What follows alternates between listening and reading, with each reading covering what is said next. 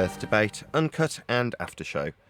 I'm your host Nathan Oakley, and if you are new to this channel, or you've not done so already, then be sure to subscribe, hit the bell notification icon and join button if you'd like to become a Nathan Oakley 1980 channel member and keep up to date with the Flat Earth debate.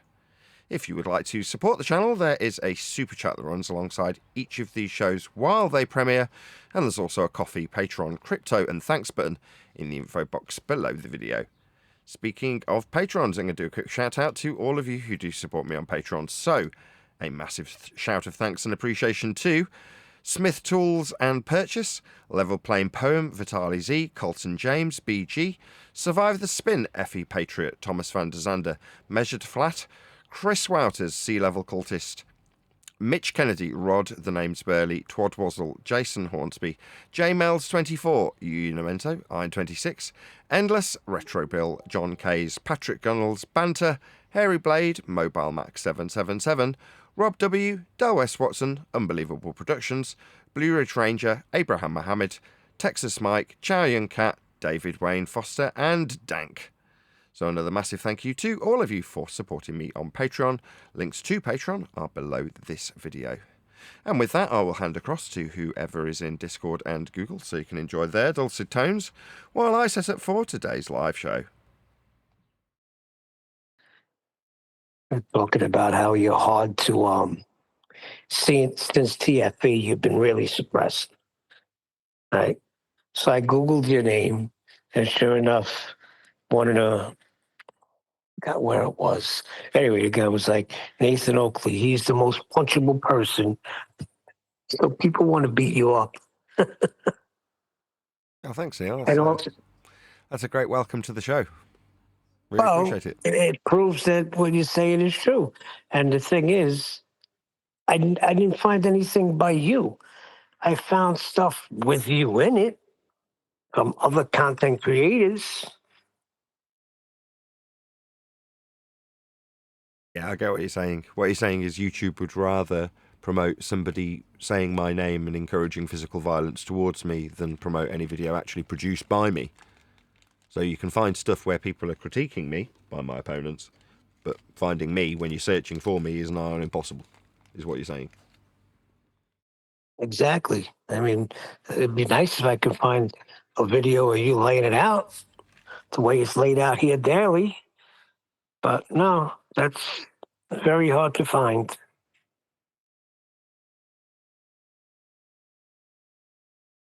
Yeah, occasionally you'll see another videographer have that happen to them with one video and they're up in arms. Rob Hager, there was the most recent one. So he'd done a video on Full Metal Jacket, and for whatever reason, YouTube had decided no. And he moaned about it, and I'm like, yeah, that's my life on a daily basis. I'm not going to moan too much. I mean, Rob Hager's his own man doing his own thing, and he doesn't even monetize his YouTube videos. It's all directed towards him, you know, getting people to download his books and his audio on dissecting movies. That's what his bit is, and a bit like John LeBon, if you're familiar with his model for making money. And I'm not begrudging anybody anything in that regard. That's not really the point. It's just he's moaning because he's not getting the traction on the YouTube videos that he feels are justified for the amount of work he puts in. You're like, yeah, I feel your pain, but you're only suffering that for one or two of your videos. You know what I mean? To mitigate for that, I've had to make thousands of videos. You know what I mean? Yeah, you got a whole catalog. Yeah, well, I've had to make it into a daily thing to make YouTube work for me.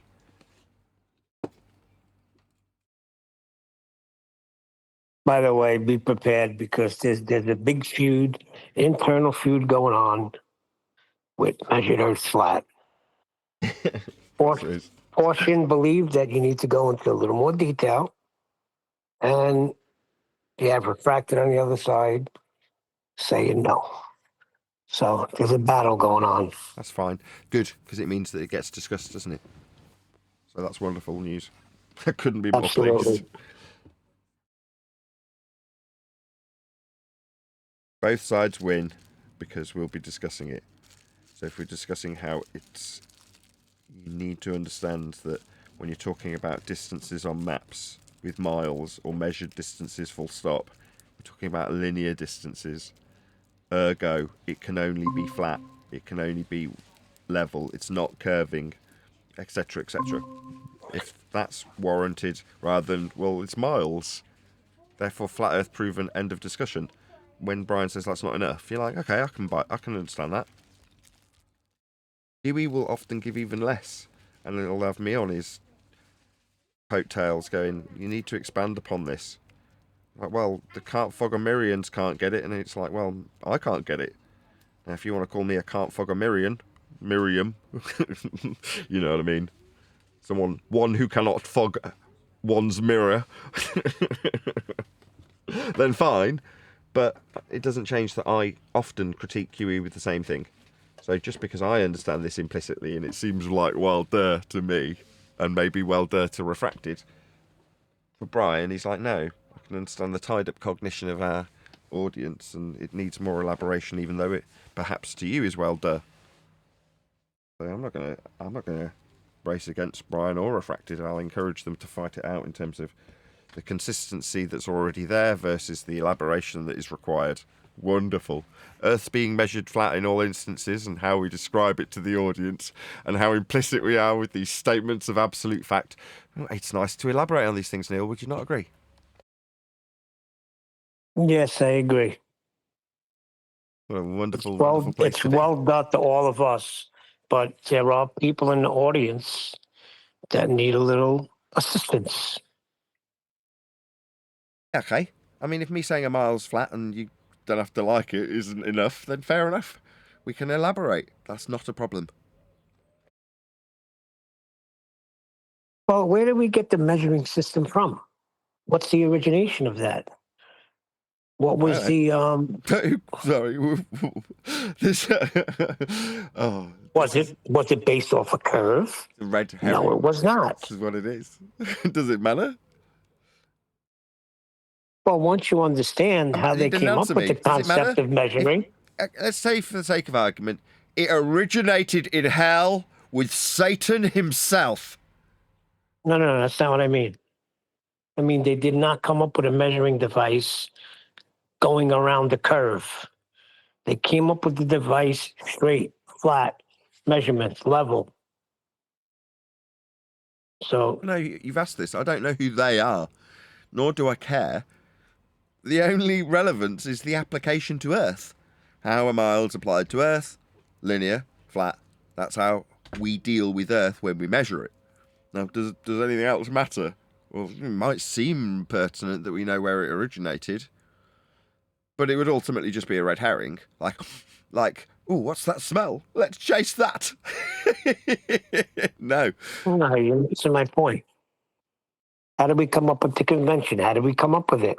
It wasn't taken by going around the ball. And yeah, that's right. When we came up with the convention, I mean, what were the people eating at the time? What was their diet like? You're saying what they came up with when they came up with it wasn't going around the ball. I mean, yeah, it also wasn't. What else wasn't it? You know, wasn't good for vegetable growing. Non sequitur much. Well, because they're taking, you even got it in your little displays that go up. You got like a tape measure going around the globe, so that a lot of people are doing things like that and saying, look, I'm measuring it. I'm measuring it around my waist. Yeah, unlike miles, which are linear.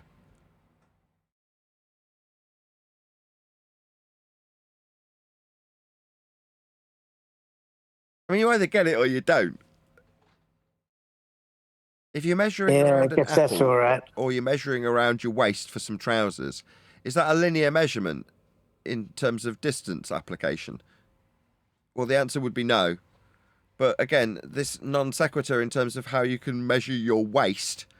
Are people travelling on my waist? Do they use their tachometer in that way? Now, no. But if you're going to measure the distance on a map, you're going to be measuring it in a linear fashion with miles as the crow flies across the map. Because that's how it's applied. They don't have to like that. That's just how it's applied. Linear. Simple.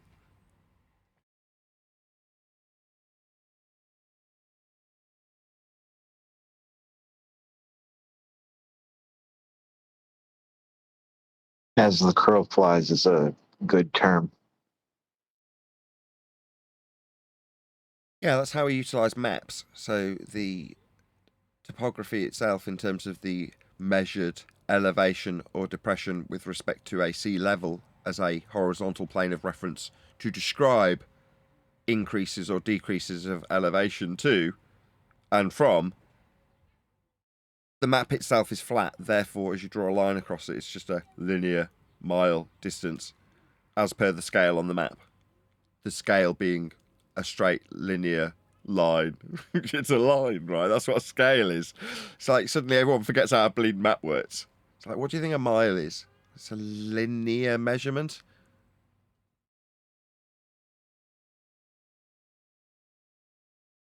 Anyway, fine. There you go, Brian, if you're listening. Gone over it in detail. Rather than going, God, duh. Miles are flat. That's it. End of argument. If you want to use miles, you're going to be using it flat. Don't have to like it. What if I measure my waist? I don't care. Well, I mean, I can drive around your waist if you like. Oh, we don't tend to drive around waist. We tend to be arguing about the earth rather than your fat belly. Yes, your belly's rather round. Meanwhile, if we're travelling a distance, we'll be utilising the linear convention of miles to do so, if we're measuring it. But that would be earth, wouldn't it? Now, as soon as we've got something that's absolutely unequivocally flat, what, we need to be talking about your fat belly? Yeah, that's called a non sequitur fallacy. Meanwhile, Earth's definitely measured flat with miles. So getting away from it.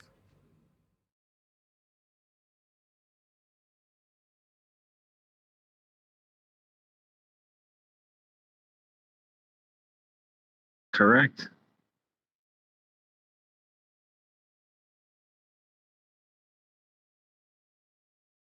Yeah, put some videos out.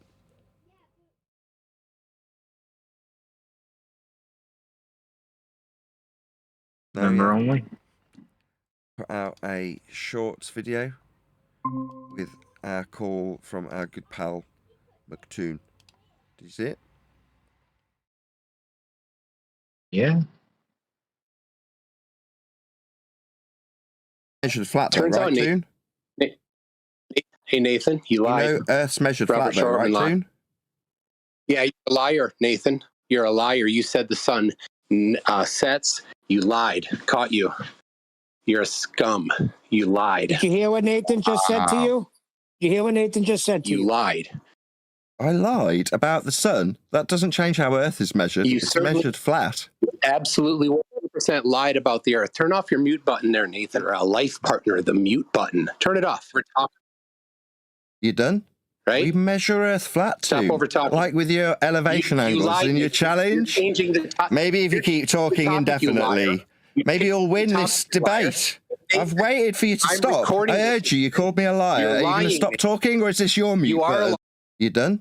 We Right? measure Earth flat too. Stop over talking. Like with your elevation You angles lied, in your Nathan. challenge. You're changing the topic. Maybe if you keep talking topic, you liar. indefinitely. I've asked him if he appreciates Earth's measured flat, and now he's rumpusing. Nathan, stop talking. Stop changing the topic, Nathan. Earth's measured flat, Toon, like in your challenge. Your elevation angles are flat Earth measurements, Toon. Gunpoint. Nathan, Dude. you said I would get turned away at gunpoint. I did not. Meanwhile, Toon's challenge You lied. utilized a flat lied, Nathan. Earth Nathan, measurement. you are changing the topic, Nathan. I am walking around outside in Antarctica right now. All of your gullible idiot followers should be realizing right now that you are an idiot or you are a liar. Okay, Toon, I accept that you are seeing a 24-hour sun in Antarctica. Are we going to have a discussion beyond that, or are you going to perpetually call me a liar so you don't have to listen to anything I say? I will perpetually call you a liar. I put it to this man that he measured Earth flat for his challenge. All he can do is claim that I said people would be turned away at gunpoint. See if Toon can listen or just ramble straight through me. Disgusting piece of garbage. Seems like he's sharing his pain there. Will you accept the Earth being measured flat with your angle measurements in your 10K challenge there, Toon? Get off the internet. Stop putting your lies out there.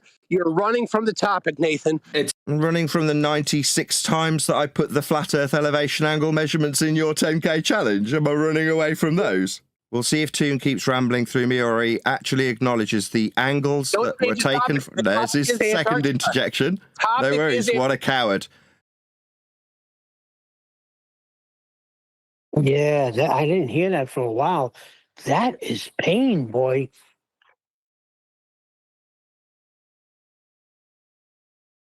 I got another one. I remember that day. Were you there, Adam, on that Sunday? I was, yeah. Historic.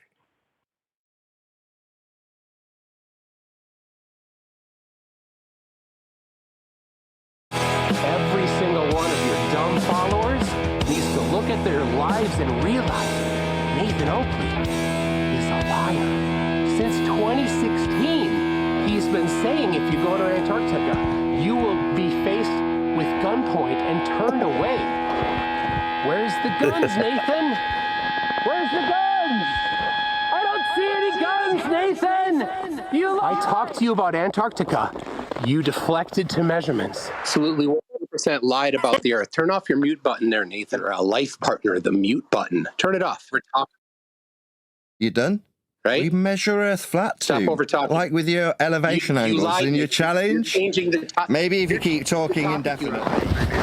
Don't change the topic. The topic is Antarctica. The topic is Antarctica. The topic is Antarctica. Antarctica. Run from the topic. Run from the topic. Nathan cannot address the topic of Antarctica. Put it to this He's man a that he measured liar. Earth flat for his challenge. All he can do is claim that I said people would be turned away at gunpoint. Will you accept the Earth being measured flat with your angle measurements in your 10K challenge there, Toon? Get off. Gone. That was beautiful. I talked to you about Antarctica. You deflected to measurements. Since 2016, he's been saying if you go to Antarctica, you will be faced with gunpoint and turned away. Where's the guns, Nathan? Where's the guns? I don't see any guns, Nathan! You lied! Wow, he was having a breakdown. Wait. Oh, your first Toyota. Big smile.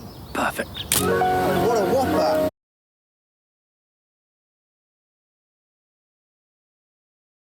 Was that the other side of the conversation? That was as best as I could do it, mashing the two sides of the conversation together. Him rumpusing in Antarctica, screaming my name into the snow, where I'm going, we measured Earth flat. And him going, you're deflecting. You're trying to change the subject. You lied. You said the sun would go down. He said Antarctica over and over. I didn't hear that.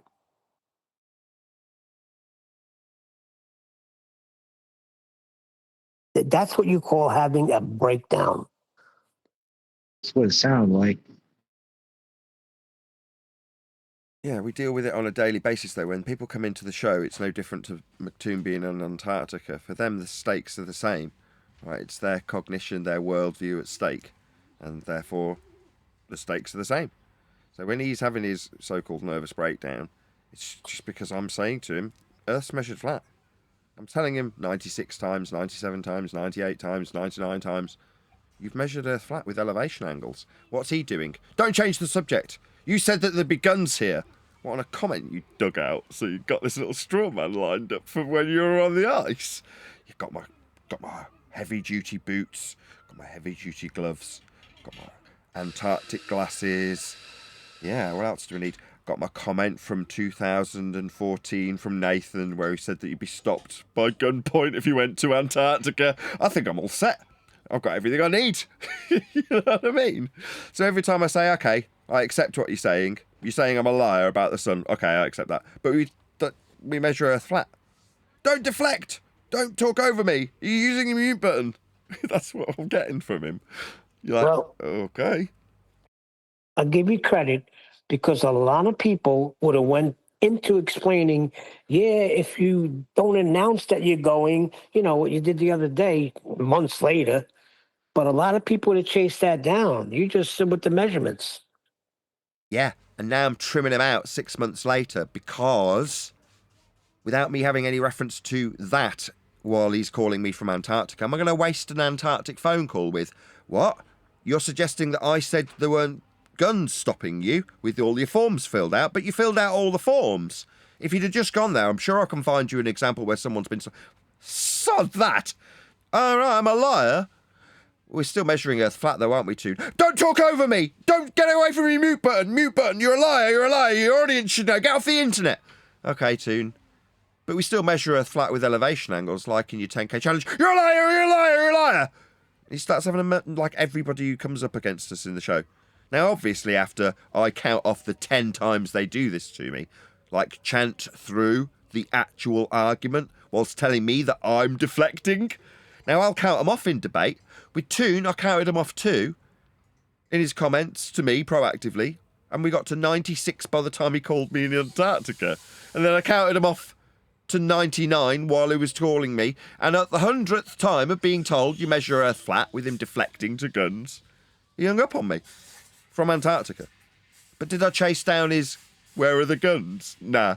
Everyone else did and called him a lunatic for it, but I didn't. I waited till 6 months later when someone actually got stopped in Antarctica so I can put that up as thumbnails and little lol symbols because he's a lunatic barking about guns, and it's a clear and obvious straw man because he can't bear to hear me say you've measured Earth flat, Toon, over and over again, 96 times by the time he started deflecting to the gun straw man he'd lined up from a comment he dug out from an 8-year-old video I'd commented on. Nah, while he's digging out that 8-year-old comment that I've repeated never, an offhand comment about Antarctica, I might add, he's been told 96 times to that point that he's measured Earth flat. So who's deflecting? It ain't me. I know Earth's flat and I don't give a toss what this dickhead Toon does. Meanwhile, he's literally going bonkers because what's he getting told when he calls me up to proudly tell me he's seen the sun for 24 hours? He gets Earth's measured flat though, innit? And then he starts yelling at me and telling me I'm a liar and telling me my audience should desert me and that I should get off the internet and shut your channel, shut your... That's what he's doing because he's going bonkers. Now I can just put that up, juxtapose it with man stopped in Antarctica by the Chilean government, and then put pictures of armed Chilean government agents with the words immigration to be stopped or something next to it as a complete parody. You're like, yeah, that makes you look like a complete idiot, doesn't it, Toon? Oh, what, you had the forms filled out so you won't stop the gunpoint like this other guy on Antarctica? Well, you seem a bit stupid and bonkers now, don't you? Why were you going on about this again? What were you being told at the time? No, I wasn't chasing it down. I was telling him Earth's measured flat, wasn't I?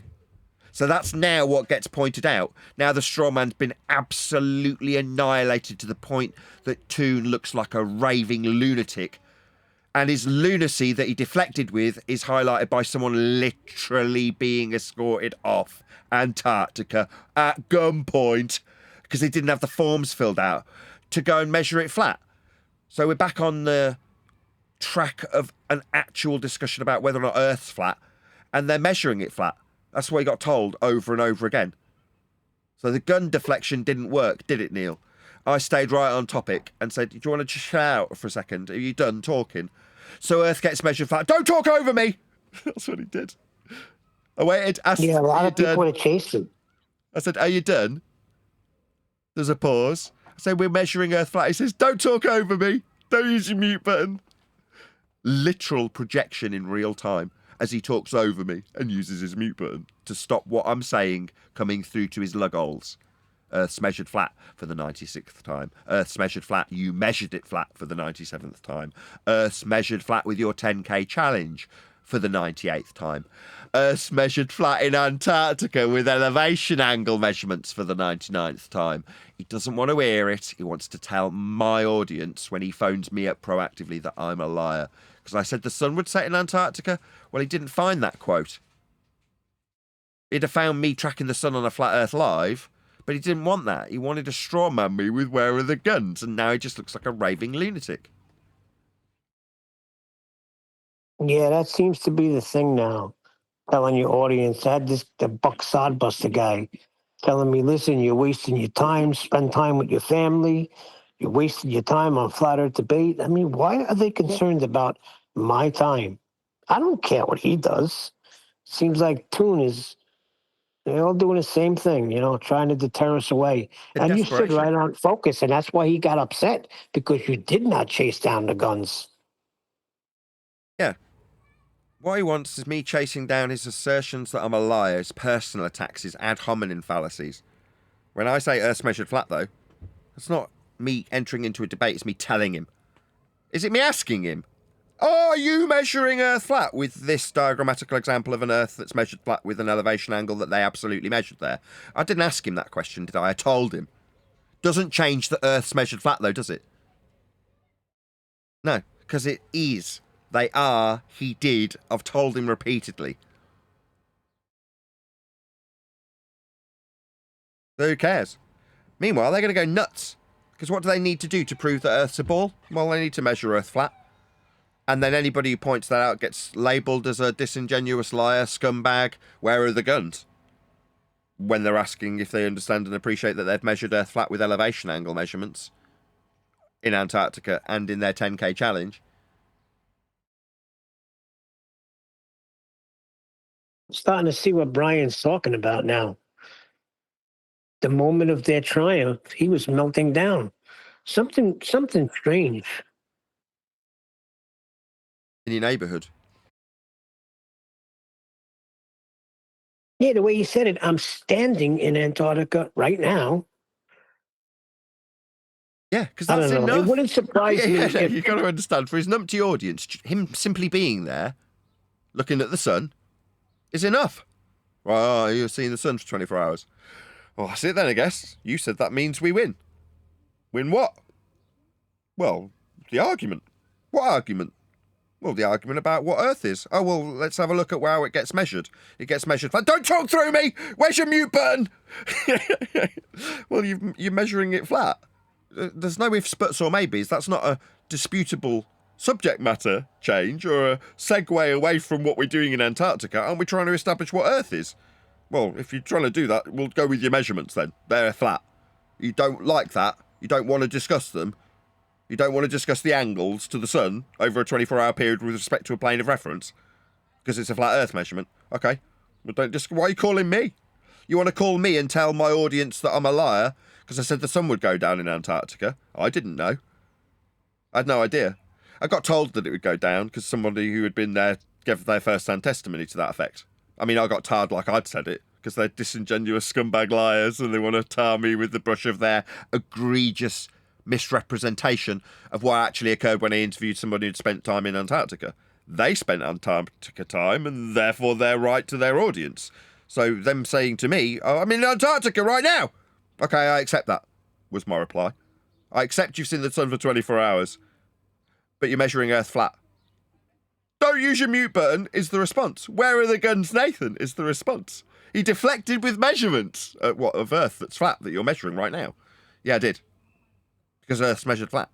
It's not me asking, it's not me requesting approval. It's just me stating a fact. I don't care if you like it. I'm like I say, chasing down Toon, going, you do understand that it's flat, Toon, you don't... No, I'm not doing that, I don't care. Just Toon recognise it. Oh, he thinks it's a ball. Oh, good for him. Does he understand how Earth got measured flat for that ball? I tried to tell him, he just told me that I was a disingenuous liar and that I'd said that the sun would go down and that the fact he was in Antarctica seeing that it hadn't. He didn't draw any conclusions. I asked him repeatedly if he understood that he had measured Earth flat with his angles in his 10K challenge, and like I say, he yammered through me and rumpused. Oh, okay. How's that any different to any other day other than the man doing it being so desperate to tell me that he's right about seeing the sun for 24 hours and measuring it flat? Well, he couldn't bear to hear the second part. Didn't want to hear it, did he? Literally. Couldn't bear to hear it. And it sent him nuts. He eventually hung up rather than hear it, and then told his audience, that's to say the man who's filming him going nuts, Dave McKeegan in this instance, and his camera, later to be published on McToon's channel, that he tried to deflect with measurements. Okay? Yeah, I did. I'm sorry. Oh, I'll not do that next time. Next time you call Toon, I won't deflect to measurements of Earth that are flat that you've made. Sorry. My bad. Take it all back. I won't point out your flat Earth measurements next time.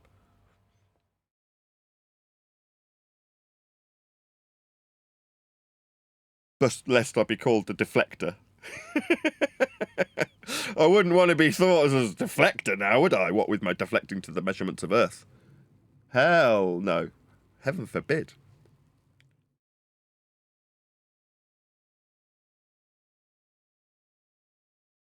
Would you have chased the guns down, Neil?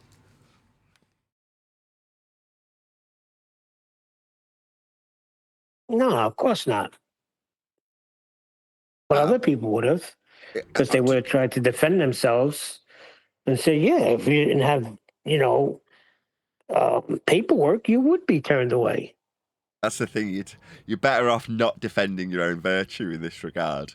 You're better off leaving it to others to defend your virtue on your behalf.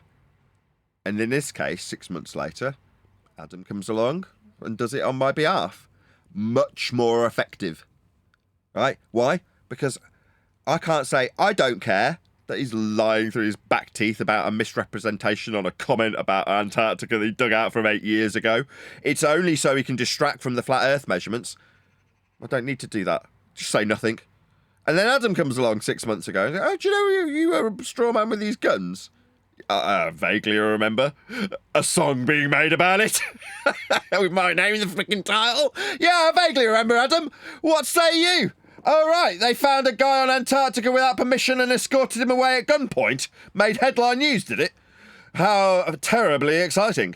Meanwhile, Adam, Snickers, Earth still measured flat. Yeah, that's what I pointed out to McToon. I'll go and dig out me telling him when he called me, and his reaction going absolutely batshit insane and yelling my name into the snow because I wouldn't accept his straw man about guns. What with them filling out all the forms and that. But filling out the forms isn't really my point. Them not being stopped by men with guns is not really anything to do with the argument about how Earth's measured. And they measured Earth there, didn't they, Neil? How did they measure Earth? Was it with elevation angles to the sun? With respect to a flat plane? Yeah, it was, wasn't it? So they measured Earth flat. I'll just take that bit. They called it an experiment. So I assume these flat Earth measurements of angles with respect to a plane have got more validity because these tosspots who don't know what science is called these flat Earth measurements experiments and said that they were final. I mean, these idiots that labelled it with finality when they measured Earth flat are still doing the final Lone Rangers extra experimental non-finalness, but that's fine by me because they still measured Earth flat and called it experiments regardless of whether or not they were experiments. They did definitely measure Earth flat. I tried to point it out to Toon. He just was concerned with one man, his audience, that's him. He's a super fan. He watches all my shows. And whether or not they understood that he was in Antarctica. Well, they're not his audience, but it's kind of self-indulgent of him. Once he'd pointed that out, I accepted it wholeheartedly and then asked if he understood he'd measured Earth flat repeatedly and just got told that I was a liar over and over again, like a stuck record going bonkers into the Antarctic snow, yelling my name about guns. So there's a full summary of the circumstances that befall us 6 months later. We're still pointing out Earth's getting measured flat in all respects, in all regards, without exception. And that's about all we need to be doing. The censorship level is absolutely off the scale as a result of us pointing out that in all instances, without exception, Earth is getting measured flat. And even when they attempt to go and prove that Earth isn't flat, in a very expensive trip to Antarctica, they still called up little old me, the one who's getting censored heavily on YouTube, to tell him that they saw a sun, and then I told them that they were measuring Earth flat with it. So nothing changed, in spite of them spending hundreds of thousands of dollars. That line of questioning, would I have chased the guns? I think I answered that question in the beginning of this video, because I say to him, did you hear what Nathan just asked you? Yeah, and he can't answer you, can he? He just calls me a liar again. And then when I bring it up for the third time, he tells me I've used my mute button that I'm married to. And then when I bring it up a fourth time, he's full-on rumpusing through the top of me, telling me not to interrupt him.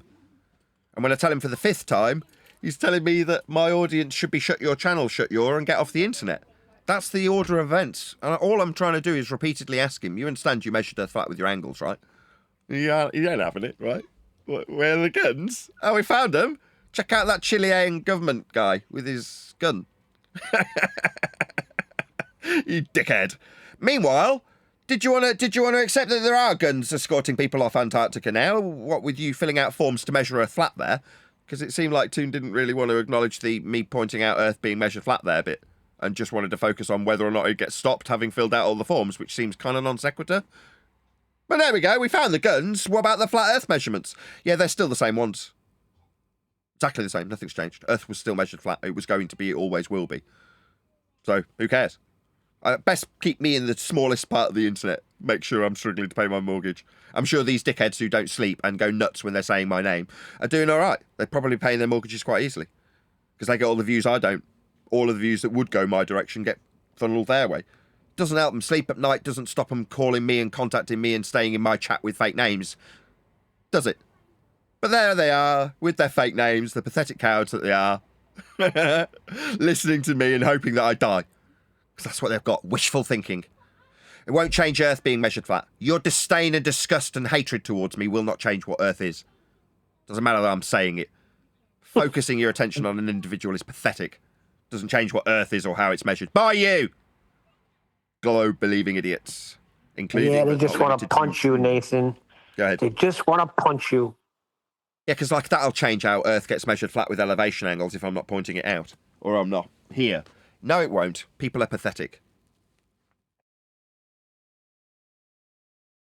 You know, the truth hurts. There's a lot to that statement that the truth hurts.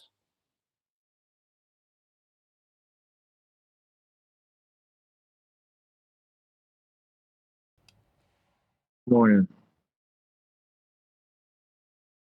Good morning. Hello, Discord, you enthusiastic bunch. Good evening. Hello. Yeah. Good morning. Good morning. Are you all excited? We're creeping ever closer to the book release. And I know it's my book, and therefore, obviously, I'm going to be excited about it. But I can't think of something that I've done in the 10 years of doing flat earthing that people have asked me about so much. You know, there's not a single day that goes by that someone asks me, is the book out yet? Is it out yet? How long till the book's out? You know, I get asked multiple times a day, and it just fills me with such joy because the anticipation is going to be worthwhile. You know, when it finally gets released, people will be like, yeah, this was worth the wait. This is fantastic. I do want to buy this for my friend, family member, co-worker that's been annoyingly, let's say, detrimental to my mental health when they talk about this subject. Let's just keep it as friendly as we possibly can when we talk about our friends and loved ones and co-workers when it comes to flat earthing. So yeah, it's going to be worthwhile. But are you all excited for its release?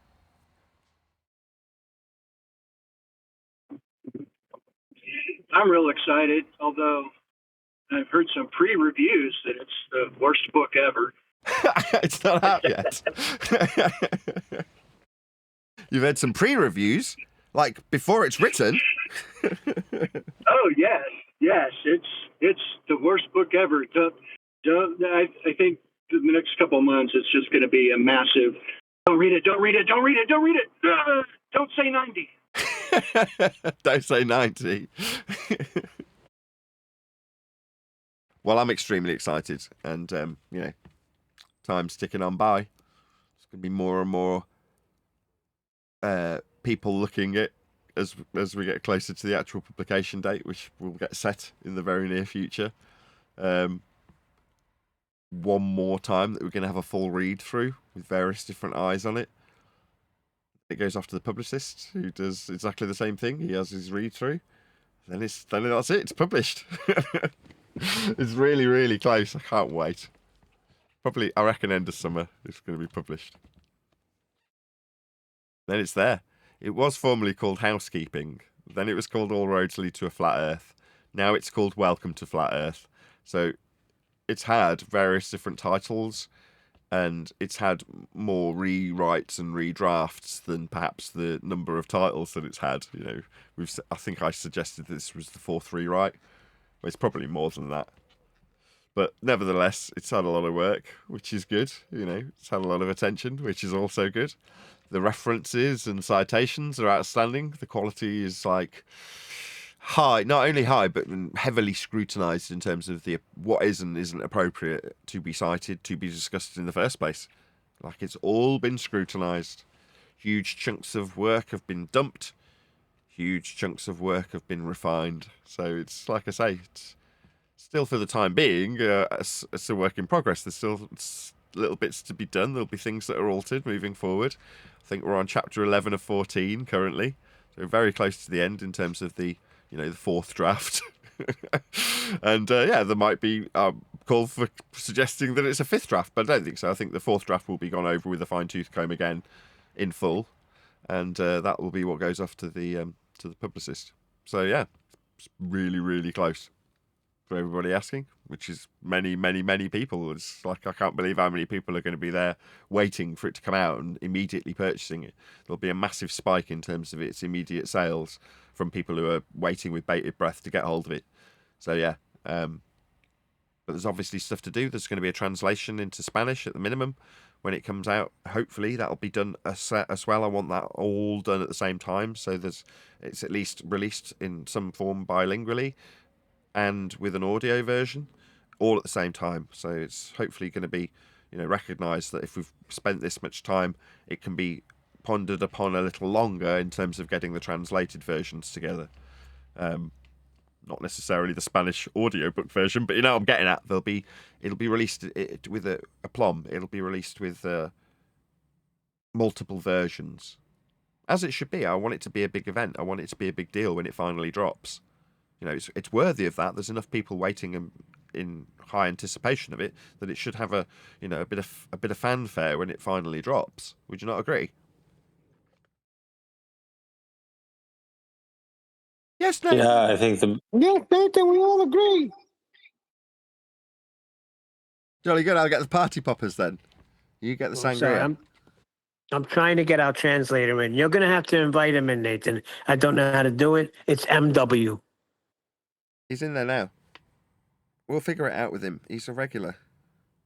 So he's not in, he's not getting a link to join.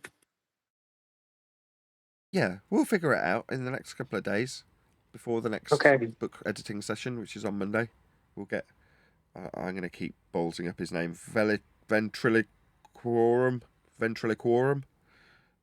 say it right. We'll get it in. We'll get you in. Don't worry. Roger. No, Nathan.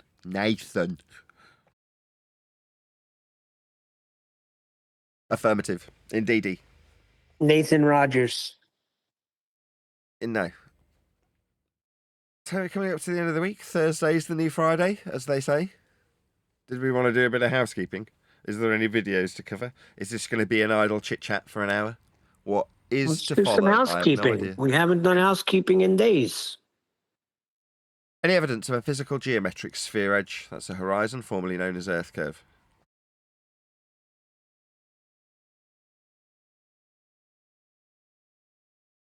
But it is Earth curve. What's Earth curve? The horizon. I told you the other day, Nathan. Boats go over the horizon. No, boats go over an orthographic view marked with an X labelled horizon, and it's a drop from surface level calculable with a parallel eye level. Ergo, Earth must be measured flat and retain its flatness for a parallel eye level to be parallel to derive orthographic mathematics that suggests that the distance to the geometric horizon is 1.22 times the square root of the observer's height in feet. That's Earth curve mass that you're inferring. It requires Earth to be measured flat. Like all Earth measurements, always even Earth curve measurements, they're not, they're calculations. The measurements are of a flat Earth. Surface level, height off surface level, and sea level, all incorporated into Earth curve maths. You need a flat plane of reference. A sphere that's inferred in orthographic view will not give you one, but the Earth that is measured for your height above it and your parallel eye level will. You're measuring it. Flat. Earth, that is. It's flat. Earth, that is. That's how you measure it. Even if you I don't care what you say, Nathan. When I go higher, if I increase the elevation, I could see that boat.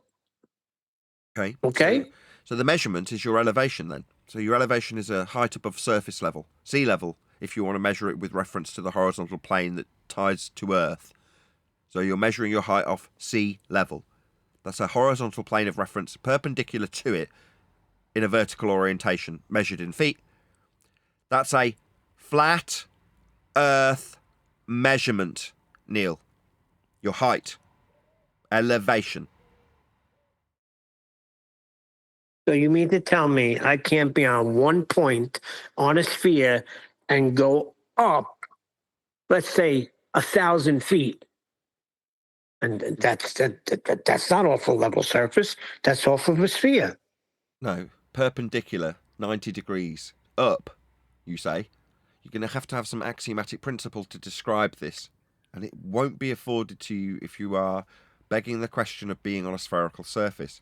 There is no perpendicular. There's nothing horizontal about a sphere to be perpendicular to 90 degrees. Yeah? A single Well, point if I won't go give to you the that. center of that, Not in the centre of a ball. I mean, mathematically, that's where the systems that are in place to describe the angle measurements off a flat Earth to the stars can be represented from within a ball, like the globe that's projected out from the surface we measure flat with these angles to stars is a glorified projector. Now, some people think that they're standing on the surface of this globe Earth. I'm accurately describing as a glorified protractor, with you standing on a flat plane with the globe wrapped around you, because that is the equatorial plane that is utilised to describe the mathematical derivation that creates the ball for people to fantasize about standing on it. But we're not standing in it, and that's how the angle measurements that we utilise for navigation and mapping work. Heliocentrism as an offshoot comes from these flat Earth measurements. Make no mistake, Earth is measured flat. Hey guys. One deck. Hello. Yeah, you all right? Very well. The other thing is, like, a lot of these this heliocentric nonsense. A lot of them use talking about the horizon. It's an observation, the horizon, and the horizon has never ever been defined as a physical location set for in the heliocentric model.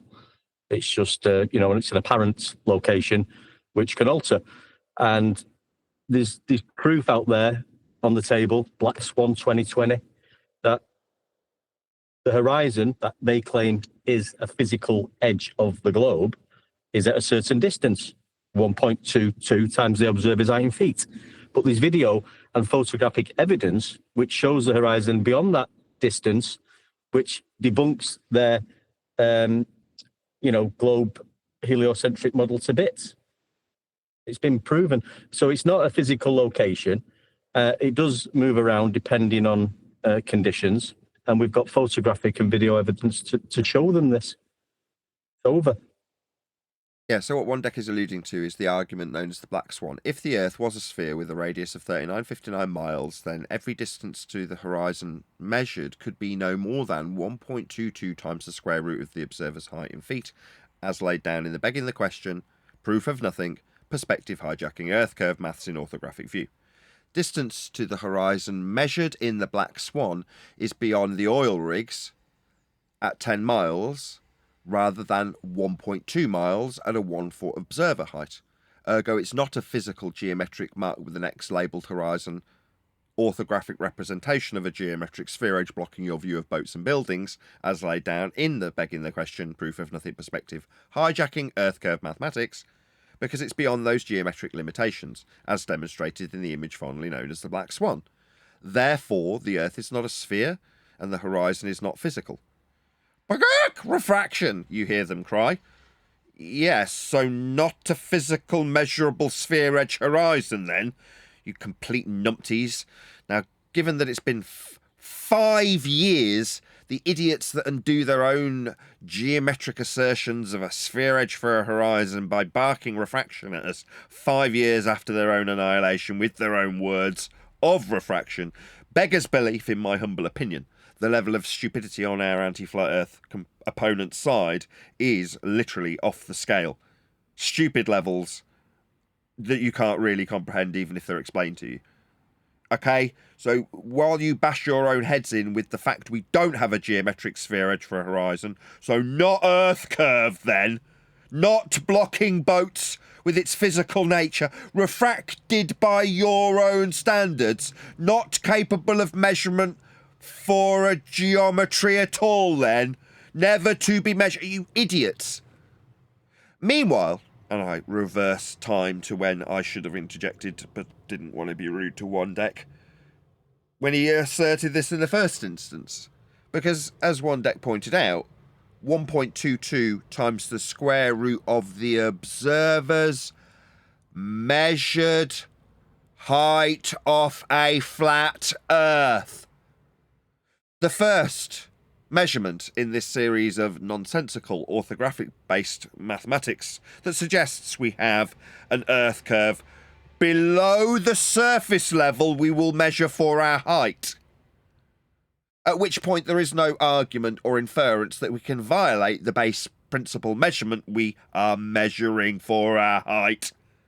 And should you suggest that that point we measure from is a tolerable single point with respect to a curve, you won't have a parallel eye level to move forward with your begging the question proof of nothing perspective hijacking Earth curve maths, debunked by the Black Swan in physical terms. Not that it was required, Earth was being measured flat the whole time, to have this stupid inference of Earth curve below the surface level we're measuring. It's utterly absurd, and in 2025 we have no need to debunk the inference, after measuring Earth flat, that we've got a physical geometric horizon. What's that? Refracted? Well, where's your maths for a refracted, non-geometric, non-physical, not blocking boats and buildings horizon? Oh, well, that will also come with a heavy dose of measuring Earth flat with linear miles and heights off surface levels and parallel eye levels for a geometry that requires Earth be measured flat in all instances and without exception. So we're a bit beyond the Black Swan, but thank you for bringing it up, One Deck. Any evidence of axial rotation of the Earth-based variety?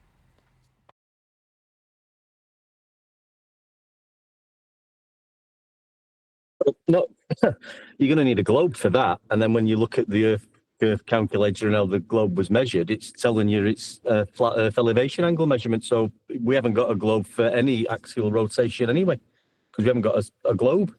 Yeah, it's not actually correct there. There's no evidence of a globe. Axial rotation requires a plane of reference to describe it. The axis would go through the centre, but the plane would be the reference plane used. When they describe inertial and non-inertial planes of reference in terms of its rotational values for not actual deflection in Coriolis effect, those are flat. An axis of rotation requires a flat plane to describe the rotation itself. So you said it needed a globe? That's incorrect. Any evidence you can have gas pressure without the necessary antecedent of a container to press upon?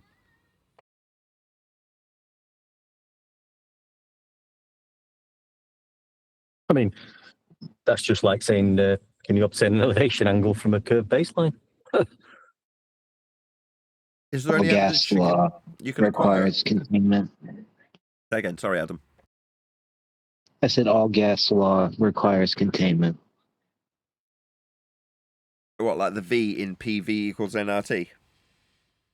The volume V of the what? container.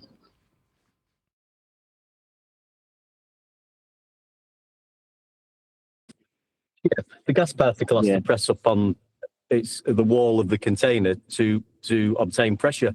If there was no container, the gas particle would just keep wandering about until it finally hits the container to generate some pressure. So you do need a container. It's gas law, and that's, it's a law of nature. Shout out to Meme Cannon. Says, keep smacking these fools. Hopefully you're doing well. I am doing well. Thank you very much indeed for the super chat. Really appreciate the support. Meme Cannon. Any evidence that you can acquire an elevation angle measurement from a curved baseline, One Deck? No, I think it's a bit of an antecedent situation like gas pressure, because you will require a horizontal baseline for the elevation angle. They go hand in hand. So it's a stupid question, really. Yeah, in the pre-show we were talking about 6 months ago when, I was privileged enough, pausing to carefully phrase this, I was privileged enough to receive a phone call from a man in real time measuring flat Earth elevation angles to an Antarctic sun for a 24-hour period. Now, obviously, it was quite painful as a non-flat Earth believer to have it pointed out that your measurements are all utilising a flat plane of reference for angles. So therefore, it was the case that a deflection to the guns that recently escorted a man who landed in Antarctica away, and given that he didn't have the documents, that made headline news. The Chilean government escorting him off Antarctica at gunpoint. Nevertheless, Earth got measured flat regardless of me not chasing that straw man red herring down for 6 months, because it's non sequitur to the way that we actually measure Earth. Flat, with elevation angle measurements to the sun for 24 hours as a single example. There are many more. Now, that might be painful to hear if you thought that the Antarctic expedition was in any way affirming a ball by debunking an azimuthal equidistant North Pole-centric globe projection and juxtaposing it with a globe model that's non-existent and never presented, when utilising claimed to be experiments actually flat Earth elevation angle measurements. Some globers and anti-flat earthers, when this is this evidence is put to them, will admit, we know it requires a flat horizontal baseline, but if you're doing it locally, you can just use a small area of flatness to measure an elevation angle. Yeah, we can measure a small area of Earth flat. You can measure no area of Earth a ball because it isn't one, but we do measure Earth flat. How lovely that they can minimise it. We could expand out these measurements and point out to them that you've got 5,400 nautical mile measurements capable if you're using a celestial navigation measurement methodology and an angle to a star at its minimum. But why bother? Locally flat, you say? So we are, you agree, measuring Earth flat. Locally, I don't care what you call local. We're measuring Earth flat. And them telling us that it's just locally measured flat, yeah, you drop the mitigation word, the just, and focus on the measured flat bit. Again, the mitigation word of locally. What's that mean? Well, it's not really relevant.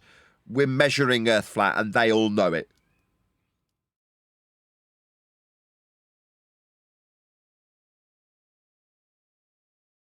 Are you in two places, Mark?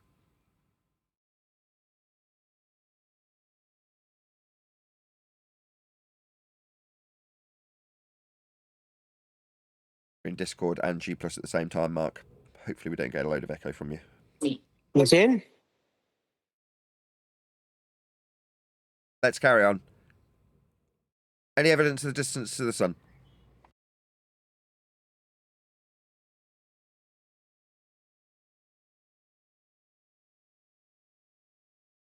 Don't all go at once. What would be the purpose of knowing the distance to the sun? Practical terms, anyway. Did anybody catch that? No. What would be the purpose of learning or knowing, measuring the distance to the sun in the first place? What practical purpose would it be? Good question. I don't know. I don't have one. I can't think of a practical application for it. There is obviously practical applications for the distance to the GP of the sun at any given time, and we have note of these and have had for some time. It's useful, very useful for navigation. But in terms of the distance to the sun itself, as asserted in heliocentric cosmology and assertions by Huygens and Kepler and various other characters in the journey of heliocentric beginnings, there isn't really one. I can't think of any of them. Any purpose? Anybody know what use the distance to the sun would be, even if we had it accurately measured, which we do not? No, it's pointless, really, even to think about that, especially when you're talking about the shape of the Earth, because the sun in the sky has got nothing to do with the shape of the Earth, even though a group of people thought it did when they went to, apparently, Antarctica to measure elevation angles from a flat baseline to that light in the sky for 24 hours. Oh, no. It's got nothing to do with actual Earth measurement. But you can use the light in the sky to obtain an elevation angle to pinpoint your position on Earth when navigating, trying to find your position. So it can be useful, but the distance to it there's no resemblance to anything. Exactly. GP distance, very handy. Go ahead, Surf Daddy. One of the counter arguments is typically, well, if the Earth is flat, then you should be able to find the distance, altitude of the sun. Since you can't do that, then the Earth isn't flat. Yeah, I gotcha.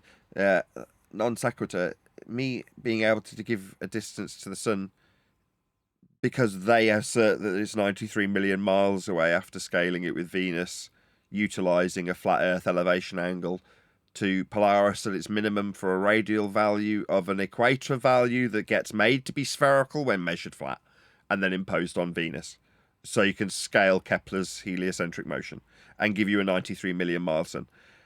That's their story for their sun that, like all measurements of Earth, originates with a flat Earth elevation angle measurement of Polaris and its minimum. So we've got flat Earth being measured to create a system that gives them their heliocentric distance to the sun. And then I'm asked whether or not I can measure it with an angle. No, I can't. The sun doesn't behave in a conducive manner for making those measurements. Does it change that we do measure it with angles to acquire GP distance? Yeah, we do. It's very useful for navigating. It's applied practically. Obviously, we need a flat Earth to do so, and we definitely do so. Therefore, Earth is flat as we do so. Measure it flat, that is. Any scientific evidence of gravity?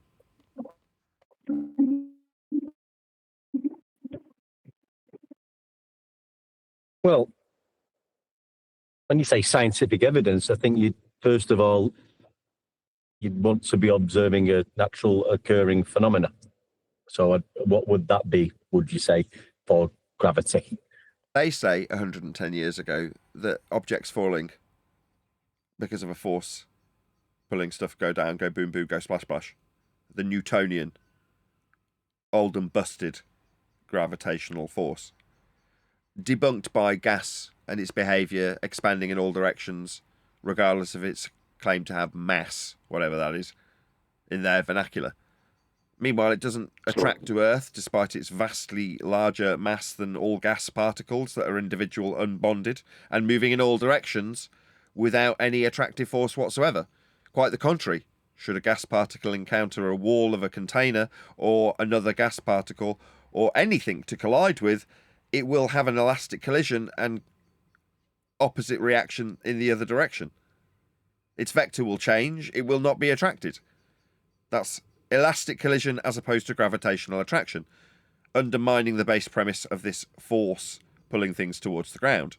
No, gas fundamentally debunks such a notion, as does the new hotness of a fourth-dimensional, pseudo-Riemannian bent space-time invented by a man named Einstein. Obviously, the conceptual realm of bent fourth-dimensional space-time, invented by a man named Einstein, has no bearing whatsoever on our physical encountering of three dimensions that are real, nor does it create any force, or is considered one by modern scientists, if you can call them such. I hope that's a summary good enough to explain that there is no natural phenomena to observe in a pseudo-Riemannian bent space-time or a non-existent downward force debunked by gas expansion. Well, what falling is there on a sphere? One more Such time. concept. One more time. There is no concept of falling on a sphere. Such concepts don't exist. Well, there's inning. They have inning, don't they?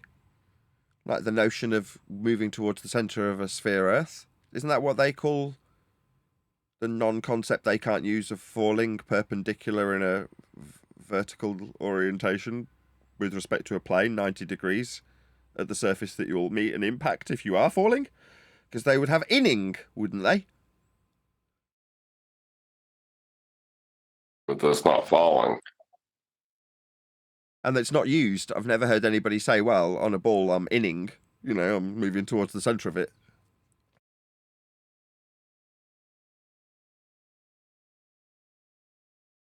On another note on that, well, just I was talking to someone. There's a few people.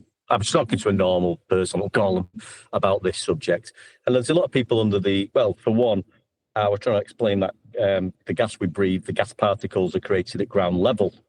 They're not being dragged down from a gas factory in the sky. And the person was having a bit of a hard time trying to understand that. And then I was talking about the gas pressure requiring containment, and they was under the impression that the atmosphere is the container.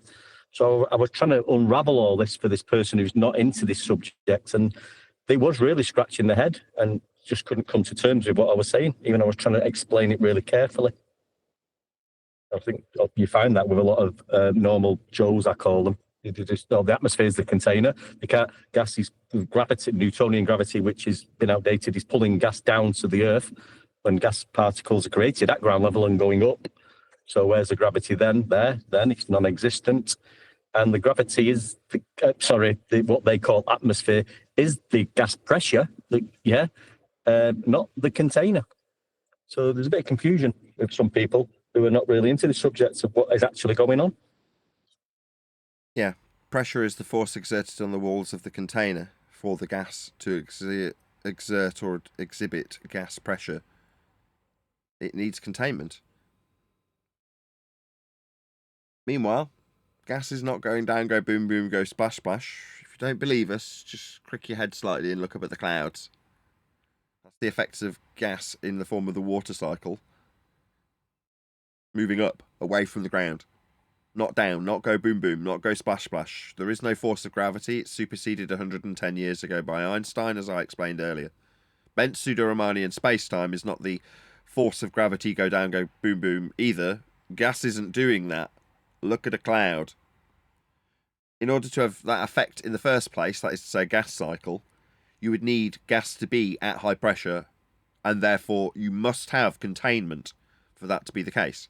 If the sky was a vacuum, as is asserted in the heliocentric nonsensical world of taking flat earth measurements and making them ball-shaped, you'd have a 10 to the minus 17 torr sky vacuum right next to the high pressure gas we're all breathing.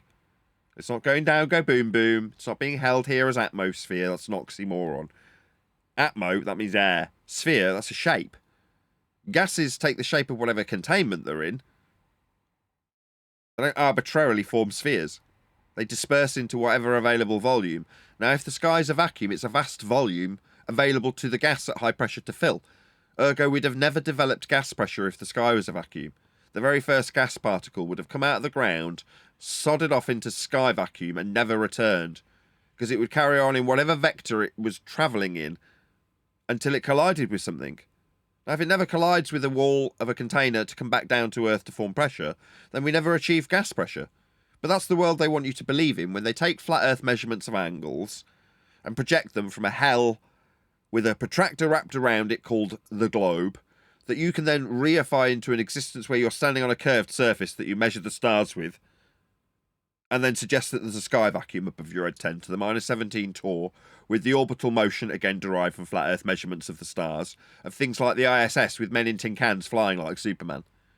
You can believe that religious worldview nonsense that's given to you by your government, derived from church rhetoric.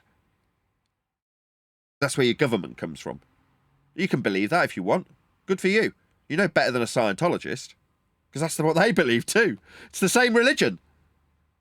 They've got Xenu in a sky vacuum, and you don't. But other than that, it's the same religion. Now, you've also got Xenu. You just don't call him Xenu no more. Statistically, you've got little green men if you're a baller. What's the difference? Xenu, little green men, the likelihood of life out in the sky, where all the soil is. All the soil up there in the sky with all the men standing on the soil in the sky. The soil's on the ground. You bunch of lunatics, heliocentrists, bunch of lunatics, Scientologists. You've got the same exact system and worldview. You think the soil in the sky. You think the moon's a rock and that Mars could have vegetables growing on it. You think there's little green men. You're all part of the same stupid religion, derived from flat Earth measurements of angles to the stars. How do you know there's not soil in the sky? Have you been there? With this can't have gas pressure without containment, when none of us have gone any further than a plane ride, right? Okay. So I mean, things could be soil- different in outer well, space. the soil's on the ground, Neil. Outer I'm space. absolutely confident of my assertion that the soil is the ground and the sky is the lack of anything. Now, there is gas in the sky, and it's capable of moving around in that emptiness to fill it with the gas pressure that we're all breathing and have cyclical gas cycles like the sky vacuum voiding clouds that we can all see. So I can unequivocally suggest that that empty area does have stuff happening in it with gas, but it's not soil. Now, if you're telling me that a little twinkling light that's orange is soil, I don't believe you. That's your burden to prove. Now, I'm not saying it isn't. It seems ludicrous given that I know what soil is and it's on the ground. Based on You relative have to density, prove- I don't see how soil can be in the sky. It would fall from the sky to the ground based on its increased density versus the sky. But if you want to suggest that it is, that's your burden to prove. Meanwhile, I know the ground is definitely soil. And I know that Scientology say otherwise, and so does heliocentrism. Not going to give me a chance, right? You're just going to keep saying with the same rhetoric. You know, Putin's right. You're deflecting. Well, how do we know? All I'm saying is it is possible that things react differently the further you go up.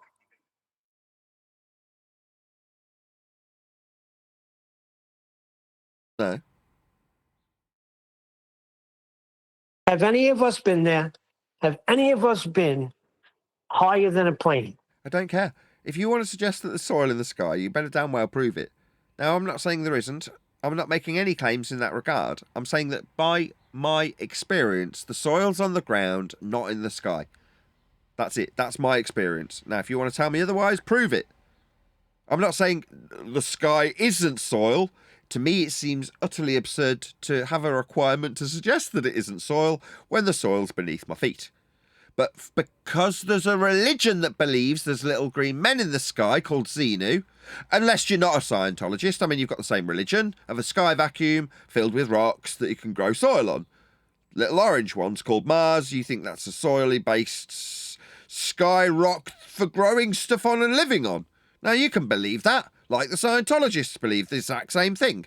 But it makes you all nuts in my mind, because the way you've come to that conclusion is by measuring Earth flat. The way you've come to the motion of these lights is by measuring Earth flat. And the way you apply it to any practical version of the sky or ground we use, well, that's flat. So definitely ain't a spherical ground, us moving around the sun, like orbital motion and Copernicus systems in both Scientology and heliocentrism. They're the same system. Exactly the same. But that's just not the world we live in. It's just some stupid religion everyone's got.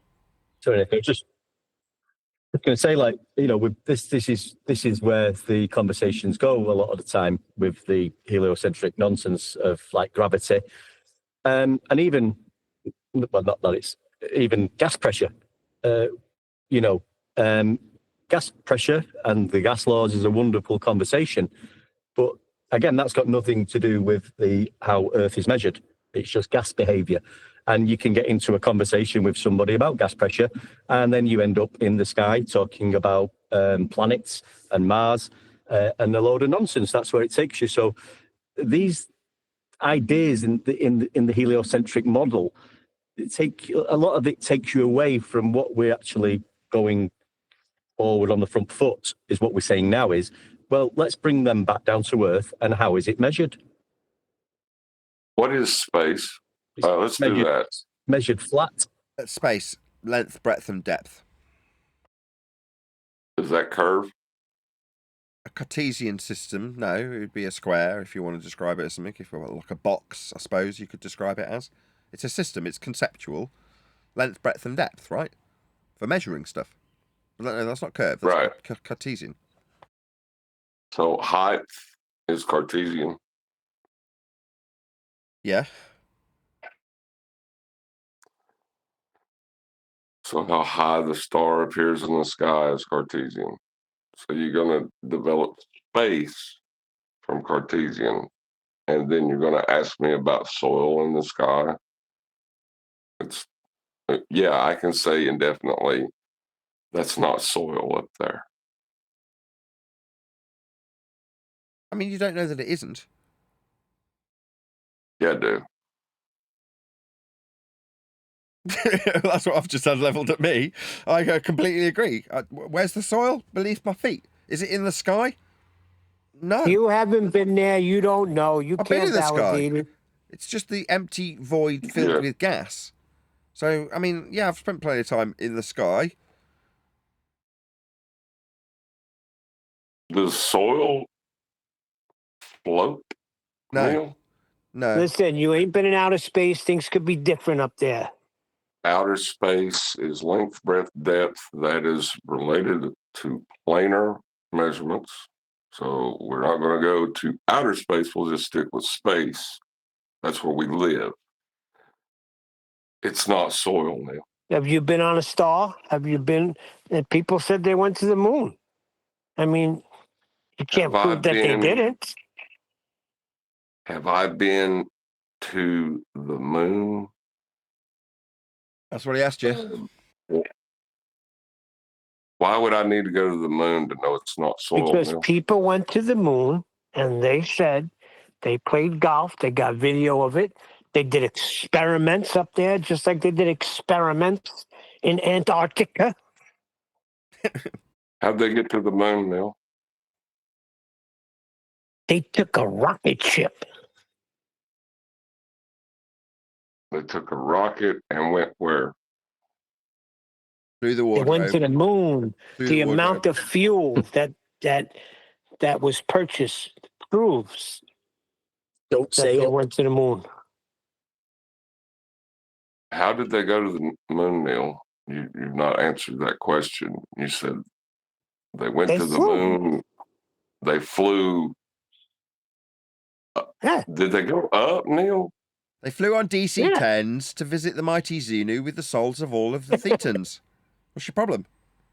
They went up. You can go up directly from one point on a globe. You can go straight up. No, you can't. It's out and in, Neil.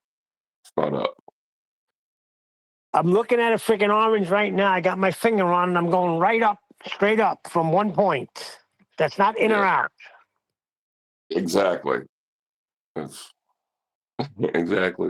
So with respect to a horizontal planar reference, not a curve. I'm going straight up from the curve. I'm going to get a bigger one. I'm going to do it on a cantaloupe. Okay, I'm doing it on a cantaloupe right now. I'm going straight up from one point. Go up From one point on top of the orange or cantaloupe? From right on the tip of the freaking cantaloupe. Hold on. Let me get On a the bigger top one. of Let me it? get a melon. Get you a beach ball, Neil. Are you going up or are you going out?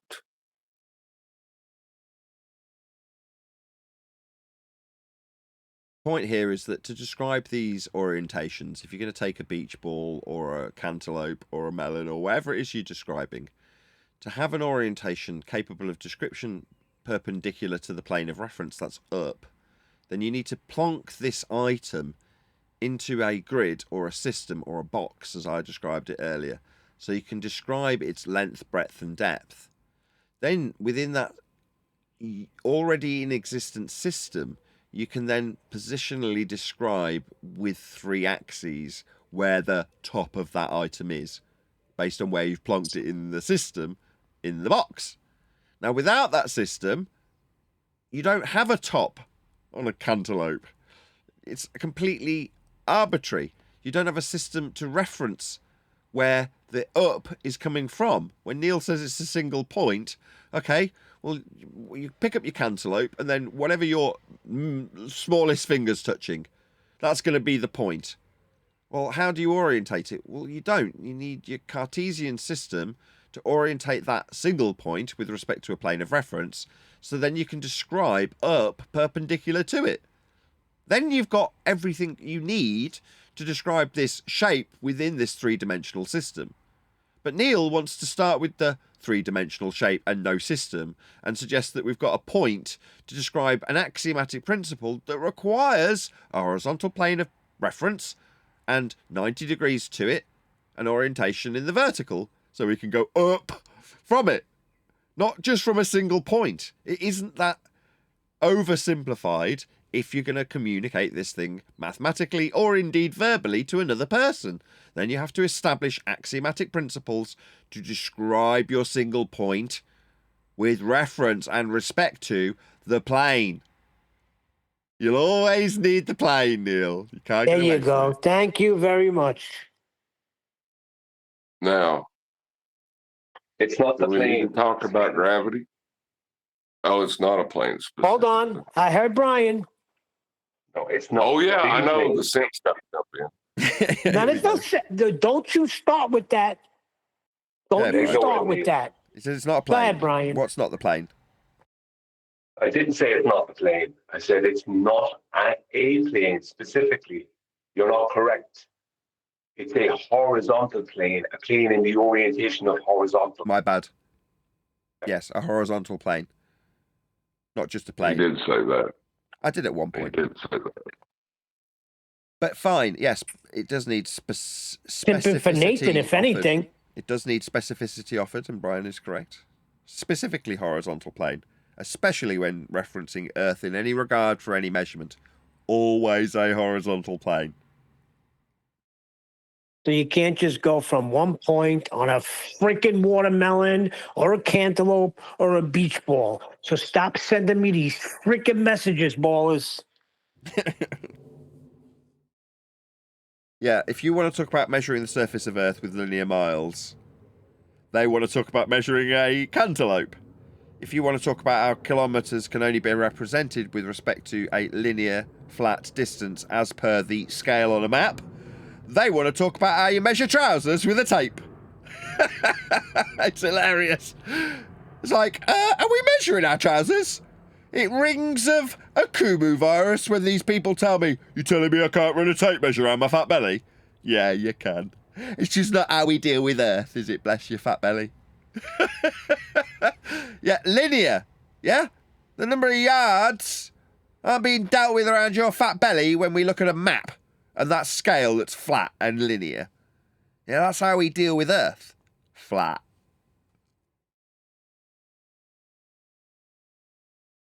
What's that? You got a big fat belly? You can measure it with a tape? Round?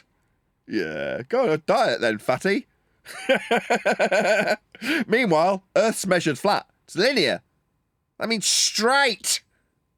Not round your fat belly with your tape measure. Yeah? The thing is this, right? I can stand on the surface of a sphere and I can make a straight line from my position, right? If the force of gravity existed. Now, within our paradigm, the force of gravity doesn't exist anymore.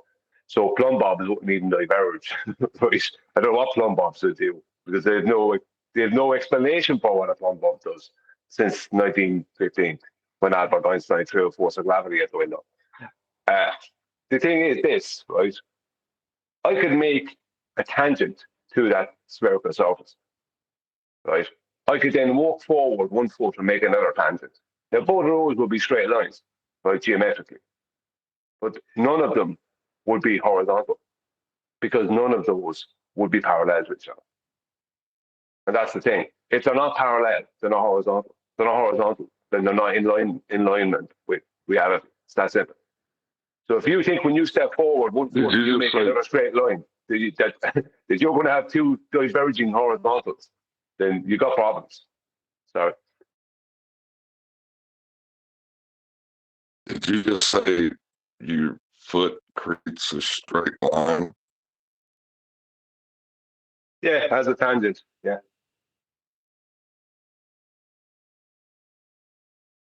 No, it wouldn't. That's not how straight lines work. It would be a curve at all points. A tangent is It not would deviate from geometrically zero. a tangent. There would never be. Yeah, but your foot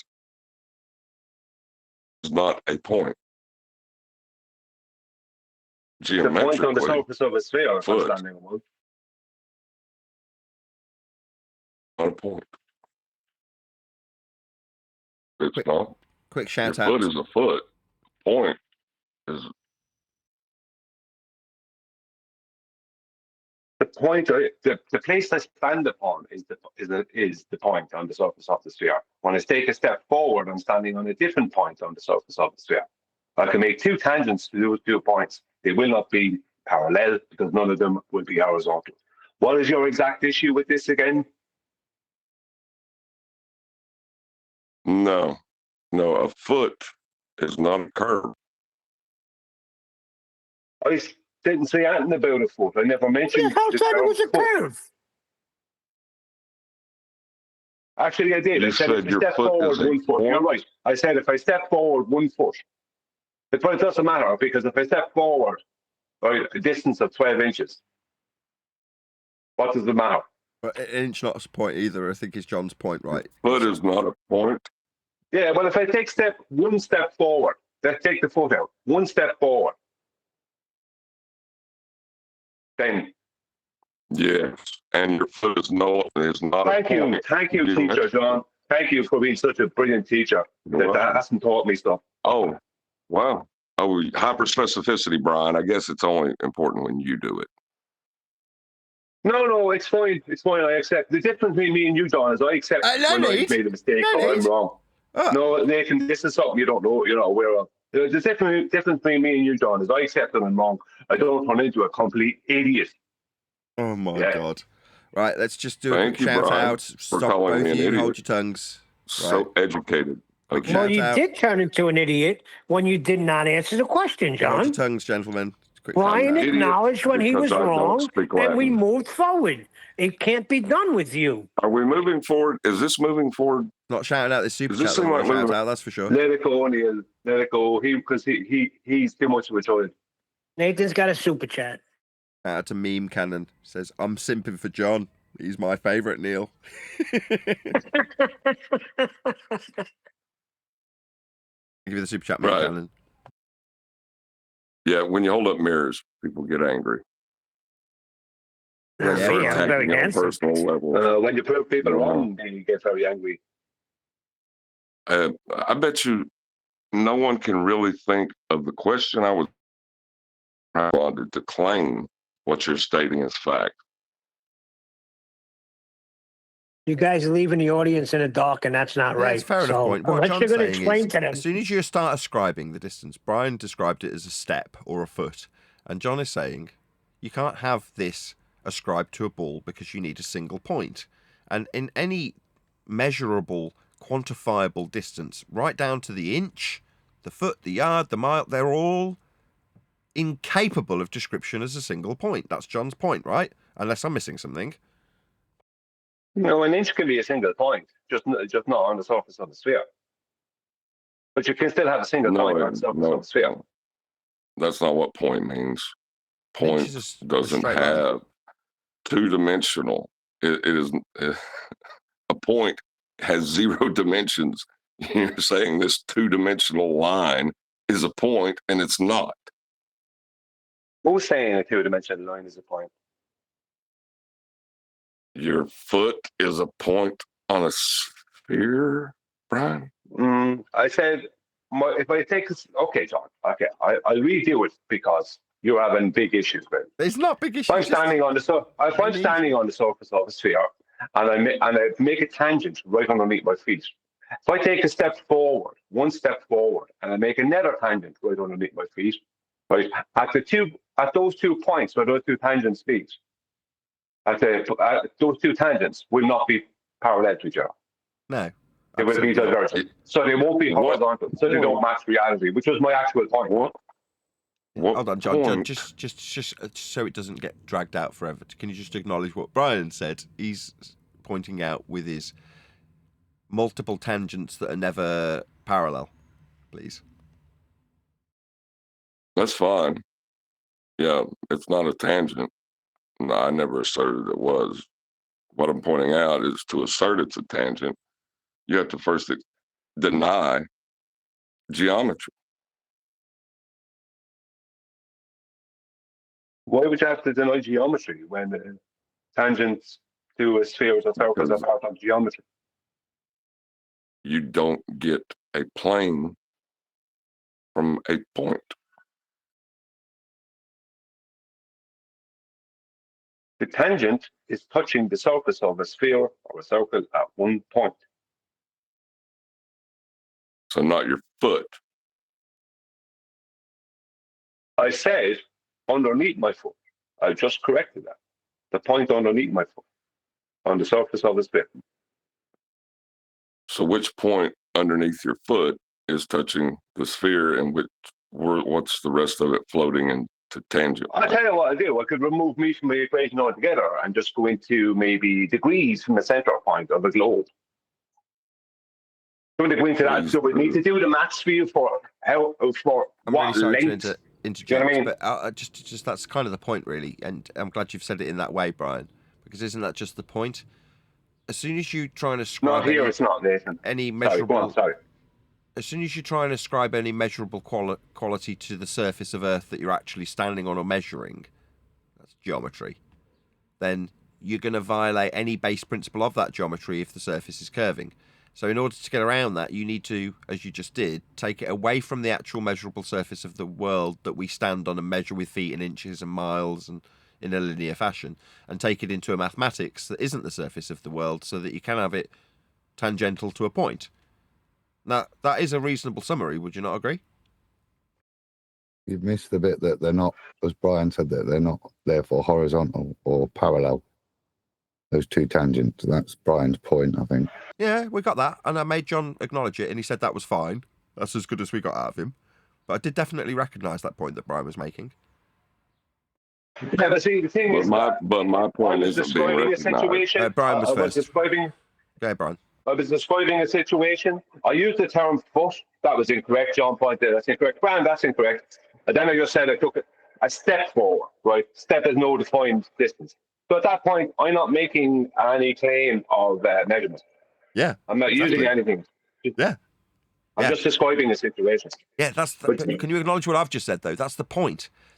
For you to quantify it spherically, you're not measuring Earth then, yeah? You're going to take it to a step, because a foot's not good enough spherically, right? It won't work. So you've got to change it to a step, because that's unquantifiable and therefore okay. But you're not measuring Earth anymore. You can traverse a foot, it's fine. The point of recognition needs to be that after however small, larger distance, whether it's quantified or not, at the point that you have to then set up another point-based tangent to the surface, those two tangents that you've now created will not be parallel. Therefore, Brian said. I acknowledge that. I acknowledge that. Could you please acknowledge my point? What exactly is repeat it back? Repeat it back, because y'all been listening so well. I don't acknowledge anything. Hold on. You said a point was zero. I don't acknowledge anything. Hold on. I don't acknowledge anything. That's your position, and I don't like to be proven wrong. That wasn't my position. Restate what I said. Incorrect, not my position. My position was very clear. Restate what I said. Concede when you're wrong. Brian, we've acknowledged your position 3 times. He's asking someone else to give back to him his position when he's not even able to give them their position correctly or honestly. We've had your position repeated multiple times now. He's asking for the same in return, and you're rumpusing him. No, you don't know what's going on here, man. Yeah, I do. No, you don't. Yeah, I'm finished with this, is what it is.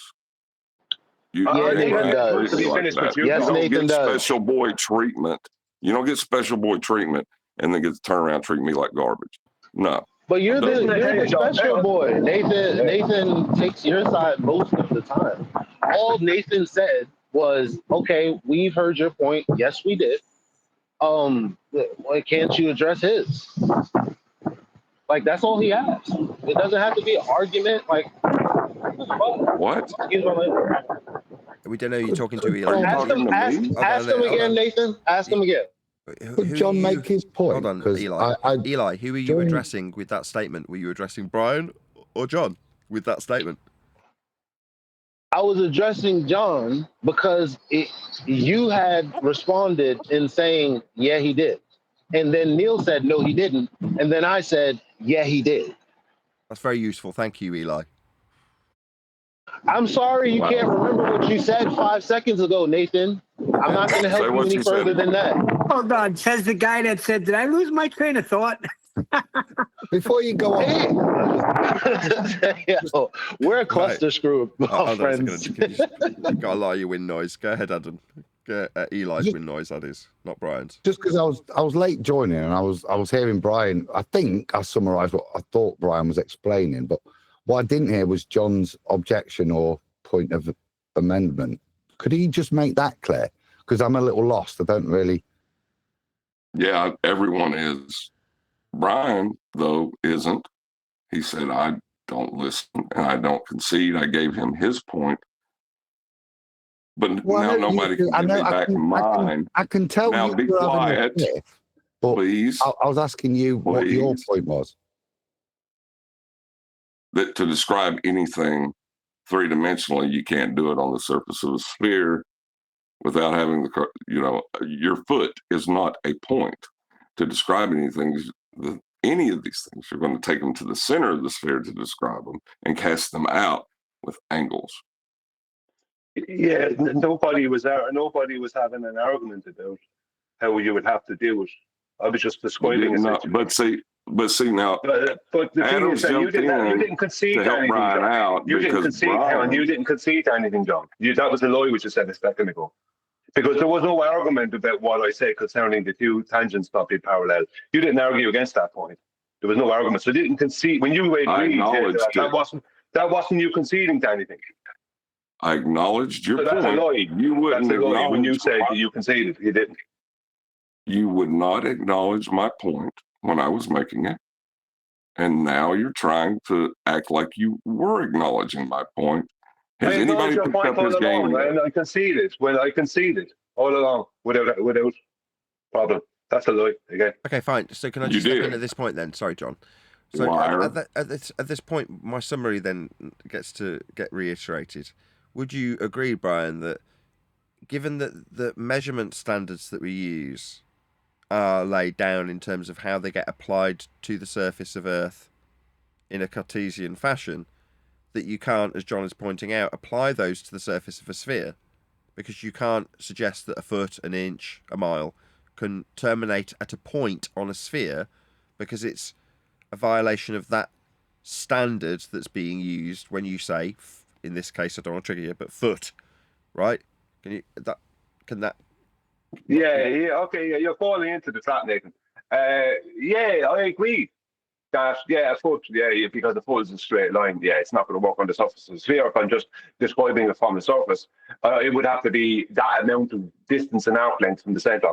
Yeah, I'm fully. You would not believe, Nathan, how fully aware I am of that. There's so much I'm aware of geometrically that you wouldn't believe it. Honestly, no problem with me understanding that simple concept. Maybe go watch my videos, Nathan. Maybe watch them. Maybe then you'll be convinced that I know what I'm talking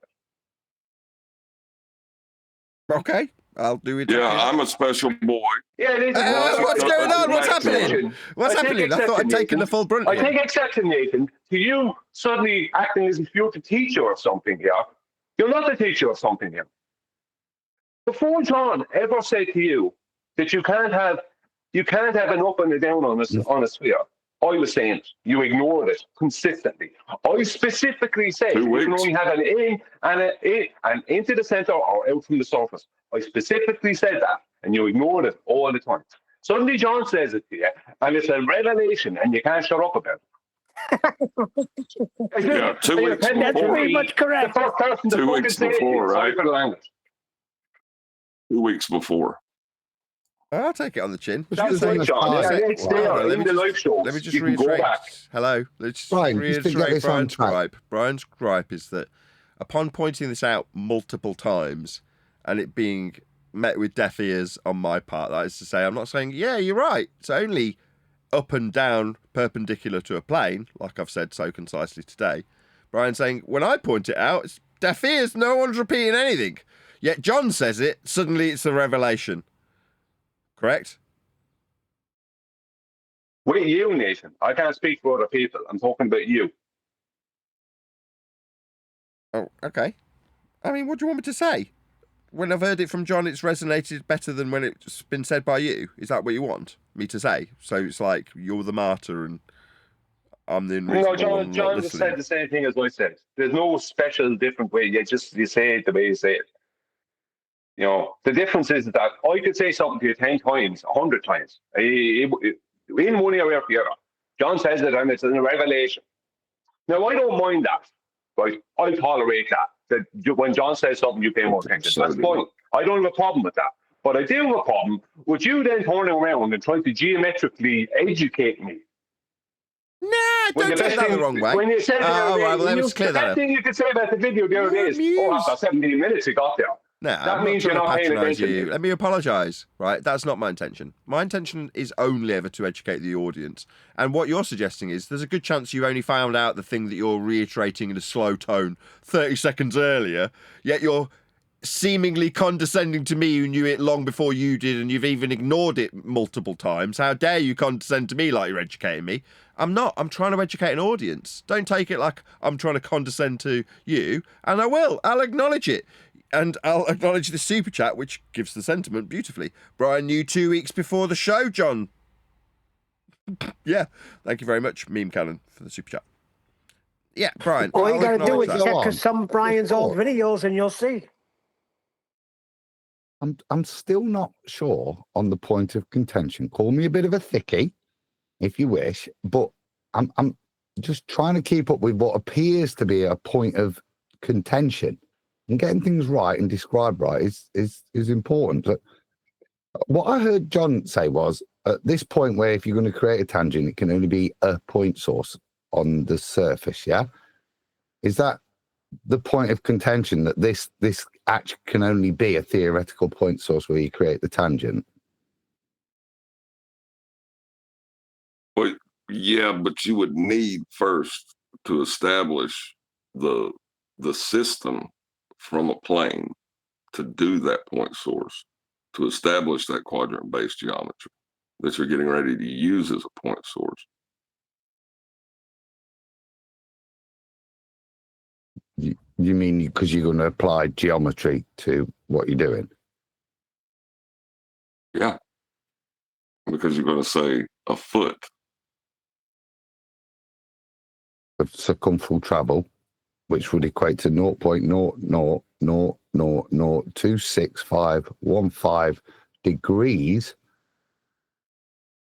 of angular change from hell of light to thank you set up parallel planes, which are not parallel because they're out by that just stated amount, both being tangent to the surface at a point. Can't have those. That's what I've got. That's what I've got being to Brian. described. Bloody hell! Did you not listen to Brian? That's what Brian's described. But we're now accepting that whenever you create a tangent to the surface of a sphere, presupposed or not, there isn't actually a surface area per se. It is, as John says, it is a point source. Because this is you're translating reality when you've set up your level to then mathematics. So when you translate it from reality to the mathematics that you're going to presuppose you're living on a ball, it becomes a point source. It doesn't have it doesn't apply to the surface of the sphere. It can't, can it? Yes, sir. What did you said? Thank you. He's just said that you need to define it within the system first to have that point to begin with. So before you get to the point on the ball, you need it in a system to begin with. That's what I just heard, at least, unless I'm adding things that aren't there, hallucinating what John just said.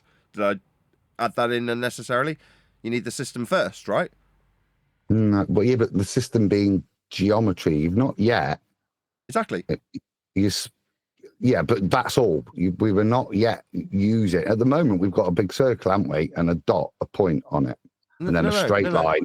No, that's, again, I don't want to be accused of favoritism, but no, from what I'm understanding, the system that's defined gets defined at the point that the measurement structure gets defined with foot.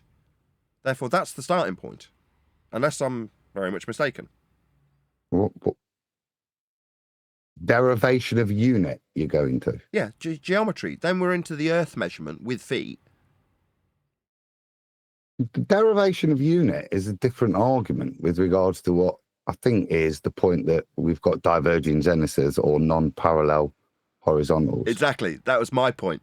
So then you're into, so you can't define this within the construct or reality of measuring Earth with a defined system like miles, inches, etc. You can't do that. You've got to take it somewhere else. And Brian succinctly summarised that point when he's like, well, I'll take it out of the system or use a non-defined description with a step rather than an inch or a foot or a yard or anything, right? So that was my point. You have to take it out of reality. It is out of reality because it's on a ball, which is why Brian said, I'll give you the angular measurement, which is what I worked out. So we could progress forward 0.00000026515 degrees, which would equate to that foot in terms of traversement of a presupposed spherical surface. I mean, because that's non-linear.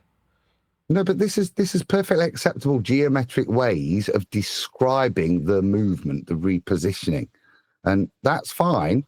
But if you're going, I said, are we attacking the derivation of the unit, or are we dealing with the premise that once we go to this land where we're going to move a foot or that many degrees, that the implication is that we no longer have parallel horizontals? That's Brian's point. Here, hold on. Yeah, but when you go to this Narnia, right, and take it out of reality, you're going to the center of a sphere on a plane to describe those degrees with respect to, because it's a point source. You have to then establish a quadrant-based direction that your angle is going to move in. Yeah, but my overall, all this mathematical stuff is turning my brain off, but turning me on. Well, can we just hear John and Adam? Yes, indeedy, Brian. Brian, just slow down a sec. I'm still trying to get John's point. I can't agree or disagree. So after I'm doing what I'm doing, which is talking about angular change with regards to the amount on a circumference and setting up point source parallel planes at those different positions, when am I going to, as a baller, when am I invoking the prerequisite flat Earth? At the moment, I've not done it yet. I believe I live on a ball. I've set up a tangent, and I've set up another tangent, which I know isn't parallel to it. What you've done is you've created 2 point sources, though. One on the surface of the sphere and one on the center of the sphere. No. And you're describing the angular change from the center of the sphere and the angular change from the surface of the sphere as it would be equated in degrees on that surface. You see, so you're describing your sphere from the center. You don't have a frame of reference to describe this from now. No, you just said you've removed all aspects of measurement at that point. No, the frame of reference now is the R, because you've set up the frame of reference to be the sphere, which is going to be defined by, again, geometry of a sphere, but also fundamentally for any real world application by a presupposed R value. That's now your coordinate system you're working with. Now, you can argue that sphere requires a Cartesian grid system to define its positions in actuality. Right. That would be fine. What do you have a measurement? You have to have a conceptual unit, right, which will have that, but you also have to have a reference. What is your reference then if you cannot reference it except from the center of a sphere that you can't be in? You're going to have to make that point clear. I didn't understand the point you're making. You cannot reference it. Reference what?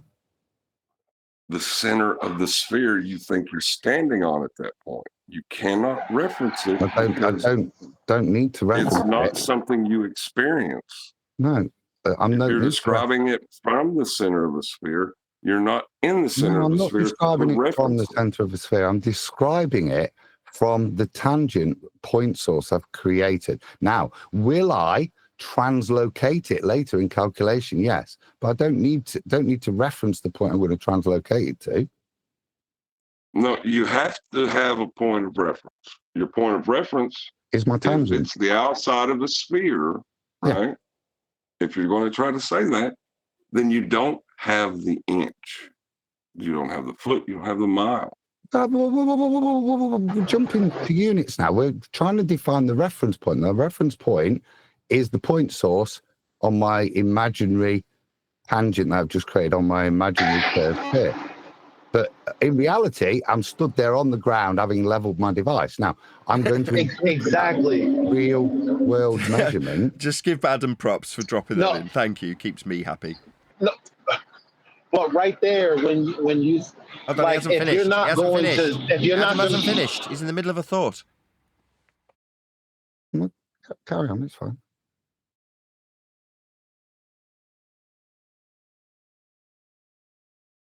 If I've taken that real world measurement at that point, all that is an angle. If what I apply it to is up to me after that, isn't it?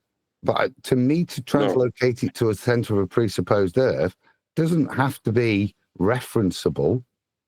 I'm going to use it for calculation that point and to apply that 0.0000002 of a degree as a percentage of my radio, of my circumferential value derived from R in all of my calculations. You don't have a measurement.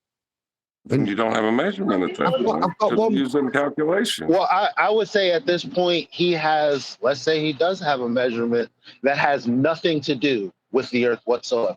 Because all he's mentioned is a tangent so far. Yeah. And he hasn't even mentioned a separate measurement for there to be diverging horizontals. So at this point, whatever he does have, it doesn't have anything to do with the Earth.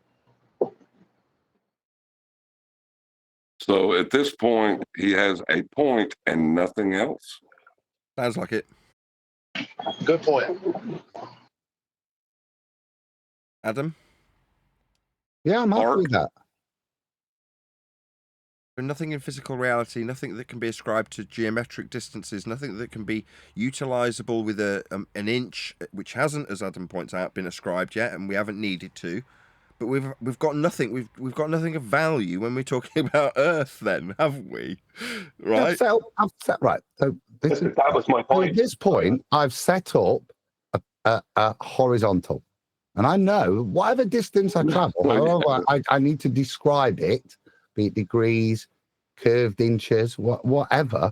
I know that when I move, even as a baller, when I set up my next tangent horizontal plane, it will not be parallel with the previous one. That's a problem. That's the problem Brian's pointing out, I think. Yeah. No. How did you get a line? 1 second, John. 1 second. How'd you get a vertical? Hold up. 1 second, John. What I pointed out was that if those tangents, whether the arc length between the 2 points that the tangents are meeting, the surface of the circle or sphere at, whether that's a small arc length or a great arc length, it won't matter because those 2 tangents will not be parallel to each other. Which means none of them can ever, no tangent to any point on the surface of a sphere can ever be horizontal. Even though that might be what I want it to be, it won't be because there will be no consistency in that orientation, and it's the orientation that's important. So in reality, when I do that, it doesn't matter if those 2 straight lines that I place on the ground are at different elevations, they will always be parallel to each other. And so if you're claiming my point was that if you're claiming a situation where you made 2 straight lines, the 2 points on the surface of Earth, and those lines are not parallel to each other, then your claim is out the window. Because in reality, all horizontals, because you can't have horizontal on a sphere. The orientation of a horizontal is a constant, and all lines made in that orientation will always be parallel to each other. Always. Pardon me. The point source is, we're back to my point now. How did you get a vertical to create a tangent plane? We only have a point. We don't have nothing else. What are you talking about? Tangent. Spirit level. I don't even need it. Adam, do you have to take the position of the man urinating down our back? Right, I'm going to shout out super chat, but it's not fun having Adam take this position. Fun for him, probably. Was it painful? Go on, Adam. I'll shout out the super chat in a second. Go ahead. I'm not playing an advocacy role here. These premises are perfectly acceptable for them to define, right? The destruction isn't to shout inches at them, is to let them get to the point of setting up their two non-parallel planes and then laugh at them. But you can't destroy a baller and set up that plane. It's not reasonable to try and take them apart at the point that they're setting up their failure with just shouting down, derive your unit. It doesn't help the argument. It doesn't help the non-informed listener understand why, even if you'd like to call it allowing them to beg the question, but you've got to at least allow them to set it up to demonstrate why it's false. Pardon me, you just conceded that all they have is a point source. How did you get a vertical to have a tangent plane to create the horizontal? There is no verticals on the sphere. So you won't be creating verticals. They don't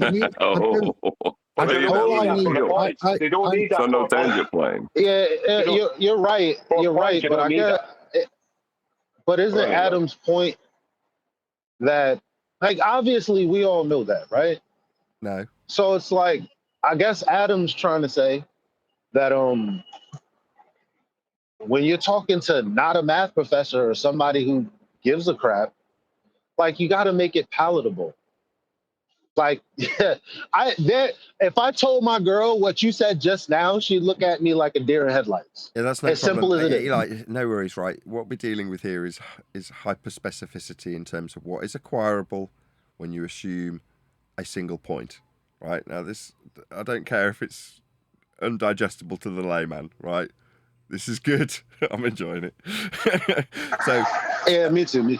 So we're at the point, John, where you're having Brian explain where they get their initial plane from, correct? But I don't need. Yes. I don't need anything to define a point. A point, a plane. They're not the same thing, are they? Yeah, but I don't need anything to define the point. You said point. I don't need anything to define that initial point. No, I give you a point. I give you a point. Now, how do you have a plane? How do I have a tangent? How do I have a tangent? You've got a tangential. You're about to set up. Hold on, Adam. Hold on, Adam. Just one sec, Adam. Just one sec. Yes, Brian. Yes, Brian. Yes, the tangent. How do I have a tangent? Well, the tangent is going to be 90 degrees from my zenith. Where'd you get that? From a ball. Spirit level. Shut up, Adam. Zenith is straight down through. But this is John's point. Zenith is straight down through me to the point. Good. I can do the same on a flat earth, except for there will be a vertical and a horizontal involved, not just a 90 degrees. Do you understand? Like, it's stupid. Yes. I'm going to read out the super chat. So, click, says, God's love to you, purporting his truth, Isaiah 42:8. Thank you for the super chat. Yet again, zenith is not a point. A zenith is not a point. It's a point above your head. No, it's not. Yeah, it's a line. It's that point directly above your head. It's not a point. That is the definition of zenith. It's a line that on goes screen through your body directly over your head. There's no lines. Directly over your head. No, it's a point source above your head. Line. Show me one zenith where there's a big line. Well, Show me one zenith where there's a big line. There isn't. You've got two things, the thing above your head and your head. Between those two things, head and thing above head, that's two things forming the line. No, there is no line. Yeah, look on Nathan is presenting. Imagine a line. Show on Nathan is presenting. It's got Zenith on screen. On screen, in reality, when is there ever a big Indian arrow pointing to the star? I walk around with a Zenith line. Have you not seen it? It's very erect. Wow. You carry one around with you? hey, on your back, just in case you're going to get underneath a star, and then you're pointing straight up and go, there's my zenith line. That's why I carry it. And there's always a little dot that follows source, above your head which too, is right? above There's always your a little dot above your head too, right? No, is that your point? Source, like the point source on the ground, not a real point in reality, just an imaginary But place not above in the your head. mathematical construct you're making. Okay, so not above your head, it's on the ground. Can we just agree that we're dealing with conceptual? That's yes, not there's no equator in reality. Yes, there's no latitude lines in reality. Yes, I have a question. The zenith is not really a line coming out of my head. Okay, Adam, fine. We'll give it you. Yes, there's no zenith line coming out of my head. There's no Indian arrow. Right. Fine. There's no point that follows you around wherever you walk. Either acknowledge that as well. Yeah, so I agree with you. When you made the point to Brian earlier, you made it quite specifically clear that any point source isn't actually in reality. Yeah, it's a zero-dimensional construct. Your statement earlier at the beginning of this to Brian. So of course I agree with that. So there's no little dot that you just said that's directly over your head everywhere you go. There is one that doesn't start. I don't know. I don't know if this is more of a point than what I was going to ask, which how do you have your zenith equate to 90 degrees without a horizontal plane of reference? You don't. Because if you have a circle, you don't know what. If you have a circle that's 360 degrees and you're standing somewhere, how do you know which is 90? You use what's called a cross staff. So in doing that, it basically is a plumb bob, and what you don't then have to do is calculate your co-altitude. You just derive the co-angle directly from measurement from your cross staff. You can still have a 90 degrees to where a zenith meets a tangent. You can still have a 90 degrees. Yeah, but your 90 your 90 is to the tangent. Directly to the centre of the Earth. The 90 is only to the tangent, though, Brian. No, Nathan. The line is coming from the centre of the globe or the sphere through that point and up to it. Right? And the tangent is 90 degrees to that point. To that line from the centre. See, that's all they have is a point, though. Now they're talking about all this other stuff. Where'd you get all that? From my cross staff. From your spirit level. Well, from physical reality that you cannot reference. Yeah, because I'm not at sea. Back to my point again. Because I'm not at sea, and I'm a 5th century monk. The way in which I measure the stars is to use a cross staff. The principles of a plumb bob to define, my vertical. And I know that I live on a ball, so I know that vertical is pointing straight to the center of the Earth and straight up to my zenith. As long as I can get my cross staff balanced correctly. And then, like I said, I can take my angle to the star off the cross staff and get my elevation angle there. But in this case, I don't have to take it away from 90. I've already derived the co-angle. Yeah, you've already just skipped over the entire problem at this point, and you moved on to something else because your point of concession, you've already conceded, and now you just want to move on with the argument. No, the issue here is the lack of understanding, I think, John, on your side and Nathan's side, of the importance of the orientation. Because that was my initial point. Right, you can still get a 90 green a line from the center of the globe in imparting a tangent at one point on the surface of that sphere, blah blah. You can still geometrically do all that, but the problem is the orientations of horizontal and vertical cannot exist. That is the problem. Not whether you could create a 90 degree angle while standing on the surface of the globe. Who cares? Right. You could create a 90 degree angle on your floor for the corner of the wall. It doesn't matter. The point being is that the orientations of horizontal and vertical cannot exist within that paradigm. Now, I'm not teaching you that, you know that, but that's the point. Yeah, I know that. But you're missing my point. You're missing my point, and you're wanting to jump to that. And no matter how much I restate it, you won't listen. until I get Nathan to accept the point, and then you'll have said it 2 weeks earlier. Yeah, you won't accept it till I've accepted it. Make your point then, John. Make your point then. I'll be quiet and I'll do my best to take on board what it is you're saying. After I got Adam to concede that he only has a point with no reference to reality. Like the Zenith. He went to Zenith. He went to Zenith right after, didn't he?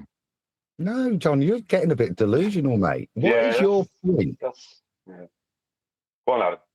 I'm delusional? That's when what he you said. said you always have a point. Delusional. Because you were just given the floor and you started it after I got Adam to concede. Well, you didn't, unless you'd like to go into that conversation, but you're supposed to be explaining your point.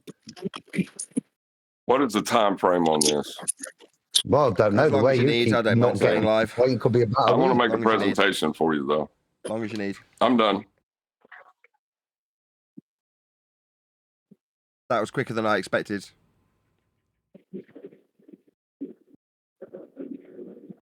Why couldn't you just reiterate your point instead of saying that when I had Adam to concede? I'm still waiting. Yeah, John. If you can't make a point clearly and concisely, then I don't know what point you have. Because if it's something that we all already know, then how is it a point? The point source that they will appeal to create anything,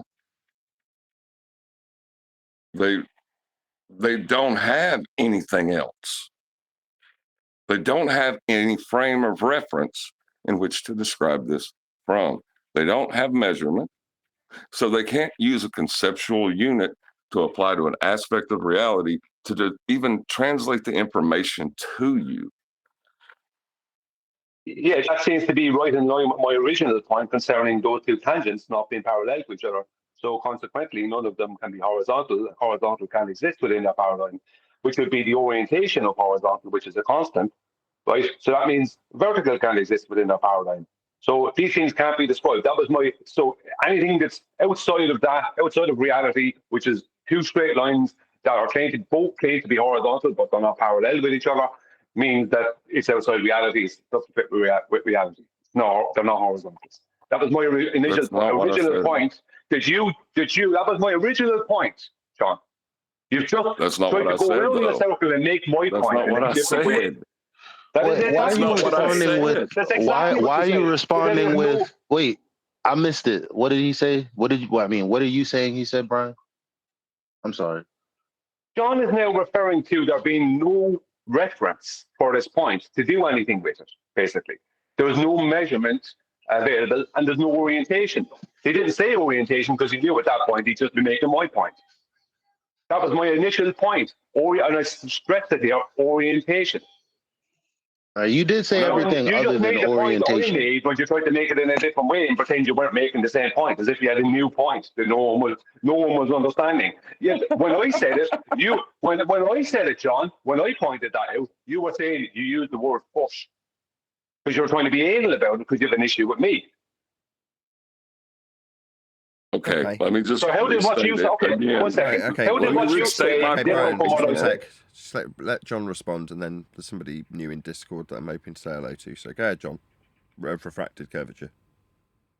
They do not have the means to ascribe any conceptual unit to any aspect of reality. They do not have any way to reference reality. Now, where did I say horizontal orientation? Anything in that? No, John. No, hold on. No, as a third-party listener, you literally, when I jumped in the conversation, you said they don't have a reference or any. If you have a point, that's not a horizontal line. So what do you have? You don't have anything. That's what you said. Yeah. Yeah. Because he was appealing to. Okay, so why are you arguing with him now when he just repeated what you said? No, he's making his point. He didn't repeat what I said. I said, John, you employ, by what you said, you're employing the orientations, the consistent orientations of horizontal and vertical. Where all horizontals are parallel to each other and all verticals are parallel to each other. You employ that via what you said. And now you're trying to deny. That is the very reference that you need. The reference that you're speaking about, that you're saying doesn't exist on the surface of the sphere, right, is those orientations. Or are those orientations? It's not just those orientations, Brian. No, but it's without those orientations, it all falls apart. You don't. Without those listen to me. You don't. It all falls listen apart. to me. One at a time. Yeah, John. There is nothing. They don't have anything. The orientation, distance, up, down, zenith, parallel. They don't have anything. Yeah, it's the emptiest bag of nothing. Okay, so aren't you agreeing with him then? Eli, so, chill. 1 second. Sorry, Eli, just 1 second. So, John, do you now agree that horizontal and vertical not existing for them means that they don't have any reference to work with? I never disagreed with that point. Right. So I made a further so when point I said to so that. you were so when you said so you were including horizontal and vertical within your statement. You said you didn't have anything. So would you say you were including horizontal and vertical within your statement? Everything, Brian. So everything we would you say experience. it's a yes or no question, John? Where are you including horizontal and vertical then within your statement? It's part of everything. So I take that as a yes then, since you won't say yes. Because I don't know why you're unable to be honest, but you won't say yes. So that means you have no. So that means that what I said originally, you have no real issue with, other than the fact that you used the term foot. Right, because you're you've trying made to the same describe point this I was making. tangent plane. Brian, you keep talking through his answer. You're describing a tangent plane that they do have. No, they don't. Why No, don't they they? don't. They don't have an orientation for the tangent plane. That's They my. do have a tangent plane. Let's just this is the crux. I understand what John's saying now. He's denying them absolutely everything.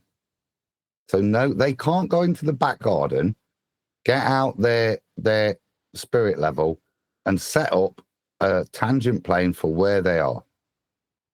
Is that what you're saying, John? A spirit level.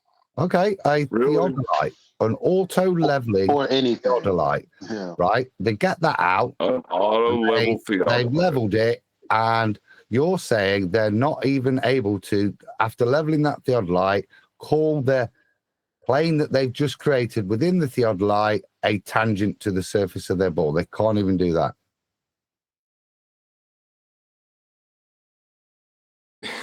Yeah, because it was auto level.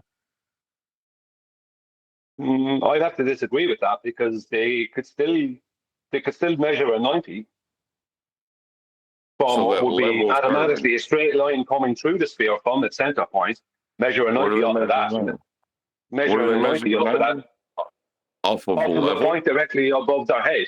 They can infer a point if they like that's coming from the center of the globe. They can still measure a 90. Right? Off They can still measure a 90. Well, they know what a circle is, John. They can still measure a 90 and create a tangent. But that tangent, who cares, John? This is the point. You're jumping on what I'm saying, and you think you have some point. You don't. You're missing the greater point, even though you're claiming it yourself. Oh my God. Without the orientation of horizontal and vertical, it means absolutely nothing because it's all happening. It's all happening in fantasy outside of reality, which was my very point. So the point source that they're going to use, this up in the sky over their head on the ground, which is not a point, you just described the line, is now capable of creating a level tangent plane that's Well, not John, that's level. why they invoked it. It's invoked for a long time a force of gravity, and they're still trying to invoke it with a plumb bob. The point I'm making is all that means nothing. Them invoking an out-of-date force of gravity for their plumb bob and everything else they do means nothing because they don't have the orientations of horizontal and vertical. So everything they do after that means nothing because it does not adhere to reality, where those orientations do exist as constants. So I don't care about any geometry after that That's just geometry. You can do whatever. I don't care about anything because those plumb bobs will not. They will diverge from each other. They will not be parallel like they are in reality. That's the point I'm making. That's the point that, as far as I'm concerned, is important. Did you ever think in your life that you would be taking the position that you could use your auto level to get a 90 for your tangent plane? Because that's what y'all are doing to me. And I think it's disgusting. No, I'm describing their situation, John. And I'm giving them, even right tacitly, right? I'm not giving it to them, I'm just pointing out what they claim. Is that, force of gravity causes the plumb bob to point towards the center of the globe, blah, blah, blah. Who cares? Not all of it falls apart without the orientations of horizontal and vertical. They don't have those orientations that are constants in our world, right? It's over. It's that simple. Any geometry they do after that means not, and this is what I show through my videos, that when I show their geometry, it fails in reality. I thought we all agreed Even with something simple like an angular size measurement. Sorry, Nick. Yeah, but they're missing my point about there is no reference. There's no way to even talk about this. Oh, I got it. That's what I said. That's what I said. I agree with that. They have no reference. Okay. Yeah, but the references would be horizontal and vertical. That would be the initial reference. Before you measure at them, you'd have to have a reference that will be consistent. They don't have that. So their point source is useless, as was conceded earlier. What are you all doing? Yeah, you all hate me? Is that what it is? Why are we jumping on me about the two tangents? Is that what it is? What was the purpose Do you of that? hate me? Do you hate me? No. Is that what this has become? No, but we're having a show. We're having a show, guys. It's important for everybody who needs to catch up. No, I'm saying everybody who needs to catch up, be thankful that you are an actor in this. Like, don't get all to come on, we're all good. This makes me think I've been insulted. I've been insulted for 2 days. No, that's not true. No, John, yeah, that's I've not been called thick. I've been called thick. I've been called stupid, a liar. I'm tired of it. I'm tired of it. I'm tired of it. No, that's a step. But this is you having little moans now. That's what that is. That's a new one. What's that? I can't trust someone, John, who's not capable of conceding when they're wrong. Right, so I'm a liar. He's not wrong. How is he wrong? You don't know what we're talking about, Nathan, like we said earlier. In general, but John. I thought he was saying you're not wrong for saying that you can't trust someone who doesn't concede. It's a conversation from yesterday. In general, right, I found, right, with refractive curvature, that when he's shown to be wrong or incorrect in any way about something, he becomes extremely anal. He won't just concede. And I can't trust somebody who does that, because that means I can't trust their judgment. Because when push comes to shove, their pride gets in the way. They're just conceding I'm wrong. So you don't think we're all a little? You don't think we're all a little like that? Pause. So that when I made my statement that you all now agree with, and you argue, I don't agree with it. Can't trust yourself. I don't agree with it. Whoa. Yeah, go on, Adam.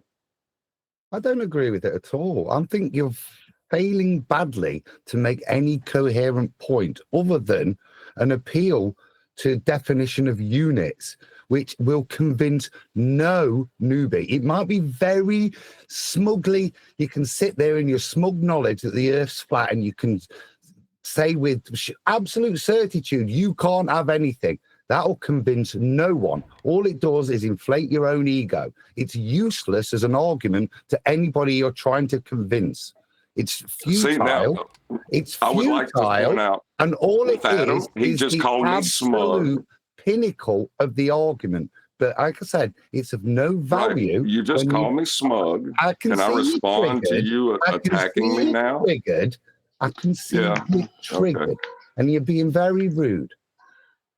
Yeah, I'm being rude because I called Relax, you smug. John. I hear him being passive aggressive. You are being passive aggressive, Adam. That's you went a little extra for him to be a friend. For him to be a friend, I understand that It's directly aggressive to the crapness of the argument and how shit it is when you put it out there. You, Nathan, anyone that descends it to that as if it means anything to the layman. You're fooling yourself with your own egos.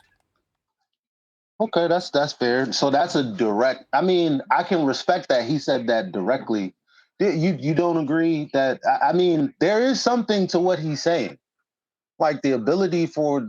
I know Nathan said he doesn't care if it's palatable for this conversation, but for Adam's point, I still agree. It's hard. It's hard. It's like, what's the point of me knowing stuff when I live with retards who don't care? Like, unless I can, like, you know, give it to them in fuzzy pop form or something. Like, because other than that, I'm basically alone. Audience. So we're not here to educate the audience, as they will have you believe later in the conversation when I try to point out, you know, why it's important. It's not about educating the audience anymore. It's about being a smug asshole. No, because he's saying that's not going. Well, if he's telling you that what he's perceiving you to do wouldn't convince someone, then what you just said is obviously not true, because that's not his intention based on what he said. Why would you? Right. So try again. Well, see, our conversation does not happen in a vacuum. This is something that's developed over several days. Right. Okay. Now, I have been told that the reason that we have these conversations is to educate an audience. Now, the knowledge that you have makes you smug to know this. It's insulting at this point. Well, what did you do? Now, I'm not saying you did anything. How did this happen? I guess I wasn't here 2 days ago. Well, like, what's the problem? Neither was I. It was like they got together and had some back chats about Nathan repeating statements and not being able to back there was them no up. back and chat. somehow Stop they that. blamed me There was for no it, back and chats. they blame me for it. Now they attack me for it. No back chat. Stop that. So what was That's it? Exactly what happened. Was Nathan there? And I showed up. Y'all wasn't expecting me to show up, and then that's when it popped off. Y'all were talking about Nathan while he was gone. Outrageous. We're talking about Nathan all the time. That's the best time to do it. What are you talking about? Hells yeah. What? Referring to We should talk Nathan soon as he exits. The chat that John's referring to took place after QE Live. There was all kinds of people there. So there's no special secret back chat went on. He's talking about yesterday, Brian, when I came in and tried to explain to you that he's getting in the way of helping Nathan go a little further in his explaining things so the audience grasps it. He thought we were making a big thing and we were talking about him. Don't pat yourself on the back, Refracted. Nobody's talking about you. No, I was very directly talking to you, John, yesterday. I was very direct to you. No, not at first. Not until I got there. Like, y'all were already talking about how Nathan I was talking about the conversation me and Adam and others had in the after show of QE. Yeah. Right, and Nathan is being detrimental because he can't describe something and it's perceived as chanting. Well, there's no point Nathan making claims and then not being able to support them. That makes not just him look bad, but everyone else. And I'm sure Nathan would agree with that. Absolutely. Yeah. Right. So do you disagree with that? Do you think it's so Nathan should be making claims and not being able to back them up? No. But what I said So what's your problem then? was if Nathan is making claims and can't back them up, then that's not useful. That is chanting. Is what I said. But I didn't accept that he wasn't able to back them up just because you said it. No, I showed yesterday that Nathan couldn't back up. When I asked him to prove to me a mile was a horizontal, was a straight line measurement, he wasn't able to succinctly do it. I proved that yesterday on the show. A mile can be considered a straight line measurement, right? No? Well, a mile is. In its infancy, it's a straight line horizontal in its infancy. No, you can forward it. Oh, your point was pushing them to make it clear for the audience why, right? Yeah, because we were having this conversation where you can't just say this bombastic like statement and then not really go into the particulars, right? That conversation we were having. Go on, sorry. No, that was it. Yeah. But now that I went into the particulars, you see how someone is treated when they do. No, that's it's unimportant. John. That's different, John. Adam pointed out the problem with you. No, Adam. Wait. I want to hear. What you did, John. Just 1 second here. What you did, John, is you tried to hijack the point I originally made that you had little issue with, right? And try and repurpose it to somehow be your point. That's what you did, and then act as if you had a point, right? When the truth is that the way you went about it and the way I went about it, right, was completely different. What you did was completely impractical to the average layman and unusable. What I did and what I pointed out was very practical to the average layman. That's what Adam was pointing out. So you didn't make any point different from what I made. You didn't make any point different from what I made. You just made it harder to understand. That's what you did, John. I didn't make any point different than for what you made. No, your point was actually... That's what he said. That's what he said. He just said y'all had the same point, and I guess that's why it looks like y'all have the same point today, because you do. So I guess now the problem is Brian is claiming you made the point harder than it had to be, and you had the problem all along. What's your response to that? Hold on. Brian made the point harder, much harder. Okay. So my point is that they don't have any way to reference reality, so there's no way for them to even describe to you this information. I understand what you're saying, but as soon as you say that, you have to explain that to someone who's like, I know you're not telling me I don't know what a mile is, motherfucker. Of course we live on a road and it has something to do with something. I just went through it, but that's what we just went through. I guess Brian's point was you can't just say it without going through it. We went through it just now. If you were saying it in jest. Oh, God damn. Well, then can we not fucking keep it in a vacuum then and let's move on? Yes, you do have to keep it in a vacuum. That's the point. Because as soon as you bring that point up, you are no longer making Brian's point. You go off to a separate point, derivation of unit. Like I said, instead of not having parallel horizontals. Something... So not saying the same thing, Eli. No, I'm saying. I'm sorry. Brian said is changing the direction of the conversation, making the point that was being made moot. It's no longer the topic of conversation. You've introduced a new one, which is, like I say, derivation of the unit, as opposed to what Brian was pointing out, which is you cannot have parallel horizontals on a ball. That's the point where it's not helpful. It's not conducive. You can't have a single horizontal on a ball, let alone multiple. That's my point from the start. No, yours is about two. Time out. Let me ask a question before you argue. The question I'm asking is a point of clarity. That's why I'm asking Eli, you're making this. No, Eli, not it's hard enough with just two of them. You're being distracted. You're being distracted. That's what I'm saying. That's why I'm trying to ask the question. That is not acceptable, John. I just made the point, and you want to go on to and bait Brian with arguing about whether there's one horror. Listen to the critique that's being given. It's got nothing to do with the subjects. It's about applying a basic destruction of the argument, which is fun sometimes, but actually can be considered rude by Brian when he's trying to outlay one point, and what we have to do is take it to the derivation of the unit. That's not helpful to the listener. Yeah. It's only helpful to our egos. Oh, look how quickly I demolished that. I'm on the lower understanding of the particulars. So I am the layman. I'm trying to give you the layman perspective. Y'all aren't letting that happen. I am the layman. I'm trying to tell y'all what I'm hearing, and you think that's the least important, Nathan? Because I'm the one that understands this the least. Yeah, we just want to. No, I just want to say because what I heard Adam say is that you made a point that John agrees with, except for the fact he made it moot. Is that not what you said in full summary? Yes.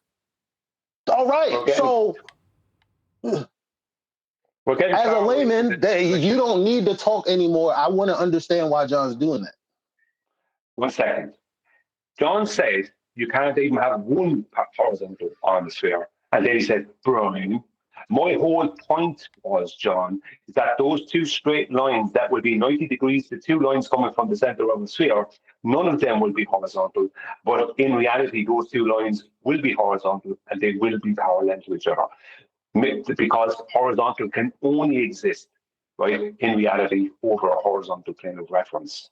It cannot exist on a sphere. So you're saying, John, you can't even have one horizontal. Brian, is bullshit, right? Because that's you trying to hijack my point again, right? You tried to hijack my point and make it your point several times because you don't actually have a point. You don't actually have a point. I do. No, you don't. And even when I asked you, are you inferring that horizontal and vertical within your point? You couldn't even give me a straight yes or no on that because you don't have honesty in your heart, John. Your heart is full of pride. But the question to John is, based on what we're saying, and if this is the reality of the conversation, is what Adam's saying and what Adam said and what I summarized, can you see that being true? If not, explain why it's not true. Explain how you didn't agree with his point and make it moot at the same time to explain your point. Well, see, the horizontal that you will develop from the vertical and their intrinsic links, right? You have to have the first horizontal before you can create the second horizontal. Horizontal is not the horizontal. So it starts with the horizontal, the horizon. That's what it starts with. Now, I realize that you all have had plenty of conversations about me, but I sit here with my mic closed. Don't interrupt me while I try to answer Eli's question. You were incorrect there. I was just giving you back a bit what you get out of. You were incorrect there, John. You create the vertical off the horizontal. I'm not going to just let him get his thoughts together. Just let him get his thoughts together. You're the first one that understands that your thoughts get jumbled up if someone's talking and then you might say something that's less accurate than you originally want. Just let him say everything and then respond to that. Even I hate to sound like a baller who's like, let me just get. But in this situation, it's actually relevant that you let him say everything so that you can then respond, because he can't get his thoughts out. I can hear it. He's getting frustrated, just like you do. We all do. Let him say what he right or wrong. Let him say what he's going to say. Right. They want to describe to us vertical, horizontal, zeniths, but all of these concepts require Earth to be flat. And we go through that every day.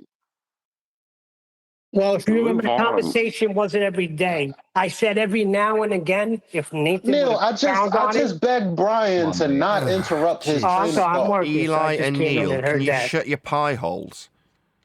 Go ahead, John. Shut up, all ears. Hey, Eli, relax. All right? It started with me, the conversation. It started with me, so I'm clearing it up. What I said was it would be nice if Nathan would break it down every now and then, not every single time he says Earth is measured flat. Yeah, your initial shit stirring is not relevant now. Eli's doing a grand job of mediating this. Keep it up, Eli. It's good. Your viewpoint's the one that matters. That's why I've interjected. It's all that matters. I fundamentally disagree. I think Eli's opinion is the least important here. Okay. Well, you're wrong because I don't have an opinion. I'm asking for clarity on something that Adam said. Well, everyone just be quiet and let John speak. Yeah, John. Right. When Adam said that I agree with him, but then I make his point moot, is to say that Well, yeah, that's true, but the reason it's true is you can't have the first horizontal to begin with. I'm bringing it back to an epistemological point before you came in and subjected it to a complete right angle to make a new point. Had he finished it? Or were you just jumping in, going, oh, yeah, but I can reduce the argument down to this. I can go another layer lower. You can't even have that. That's what I heard. That's what I think is fundamentally going off. That's kind of what I'm saying. It's not directly at you. We are all guilty of it. But as I'm saying, doing that and reducing the argument down when there is a decent argument on the table that stands perfectly well, yeah, we are not helping the audience. We're not educating the audience. If all we end up doing is it's a flat earth measurement or you can't have miles, they're mine. Yeah? Therefore, what Brian did to Nathan just earlier, right before that, was wrong.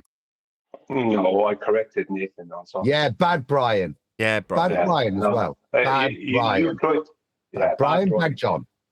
Yeah, John, you tried to hijack my point. My initial point was, and everyone knows it, that you can't have horizontal nor vertical on the sphere.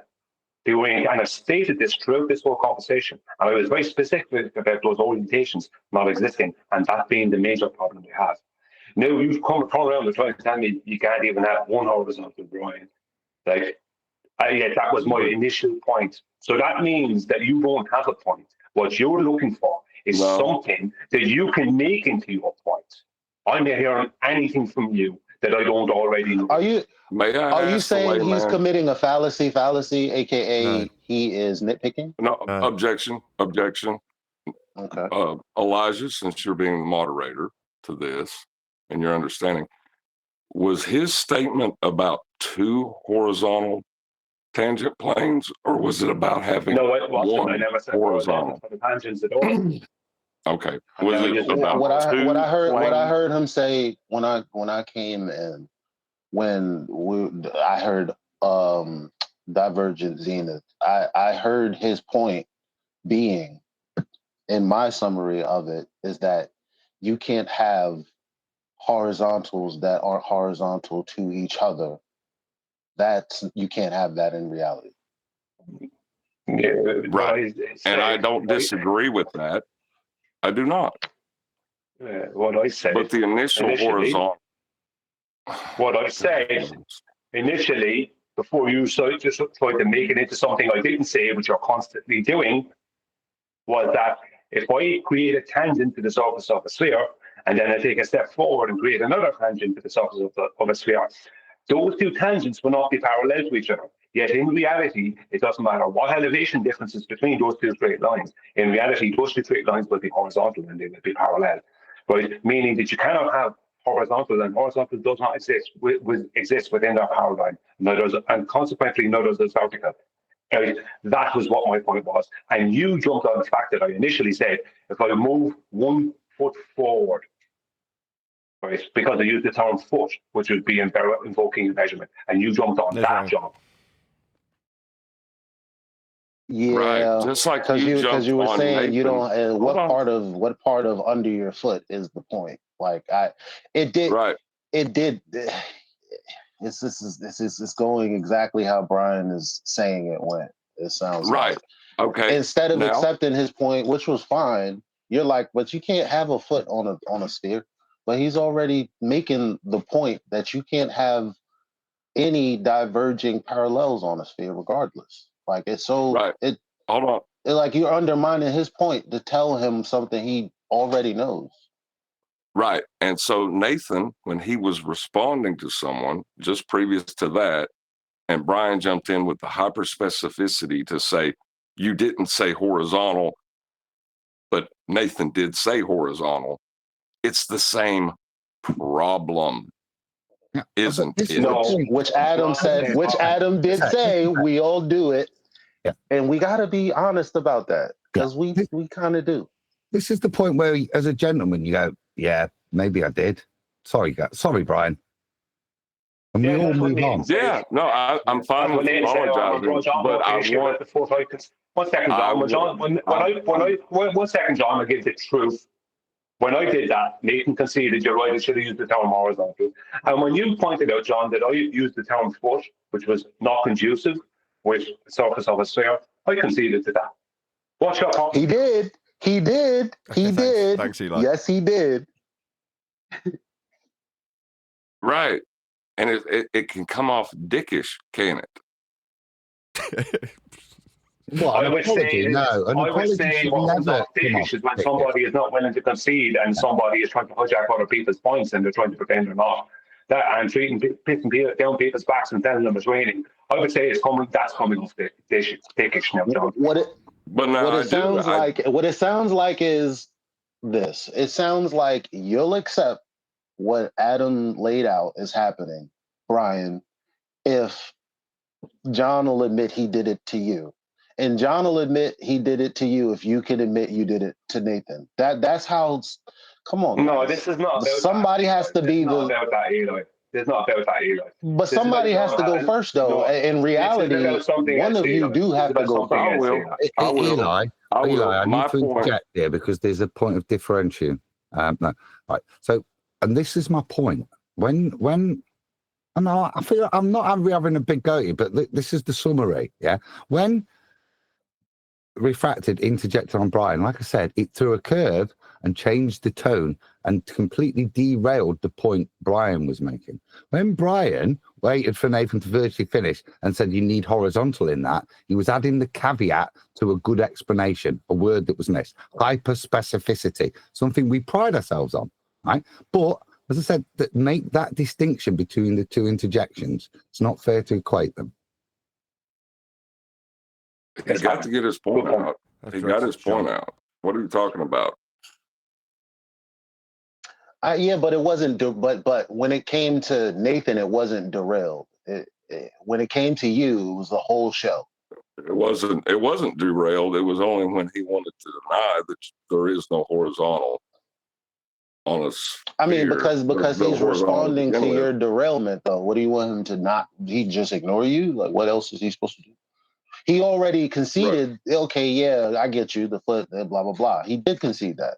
So what else do you want him to do? He has to keep responding. He's not going to stop responding to you.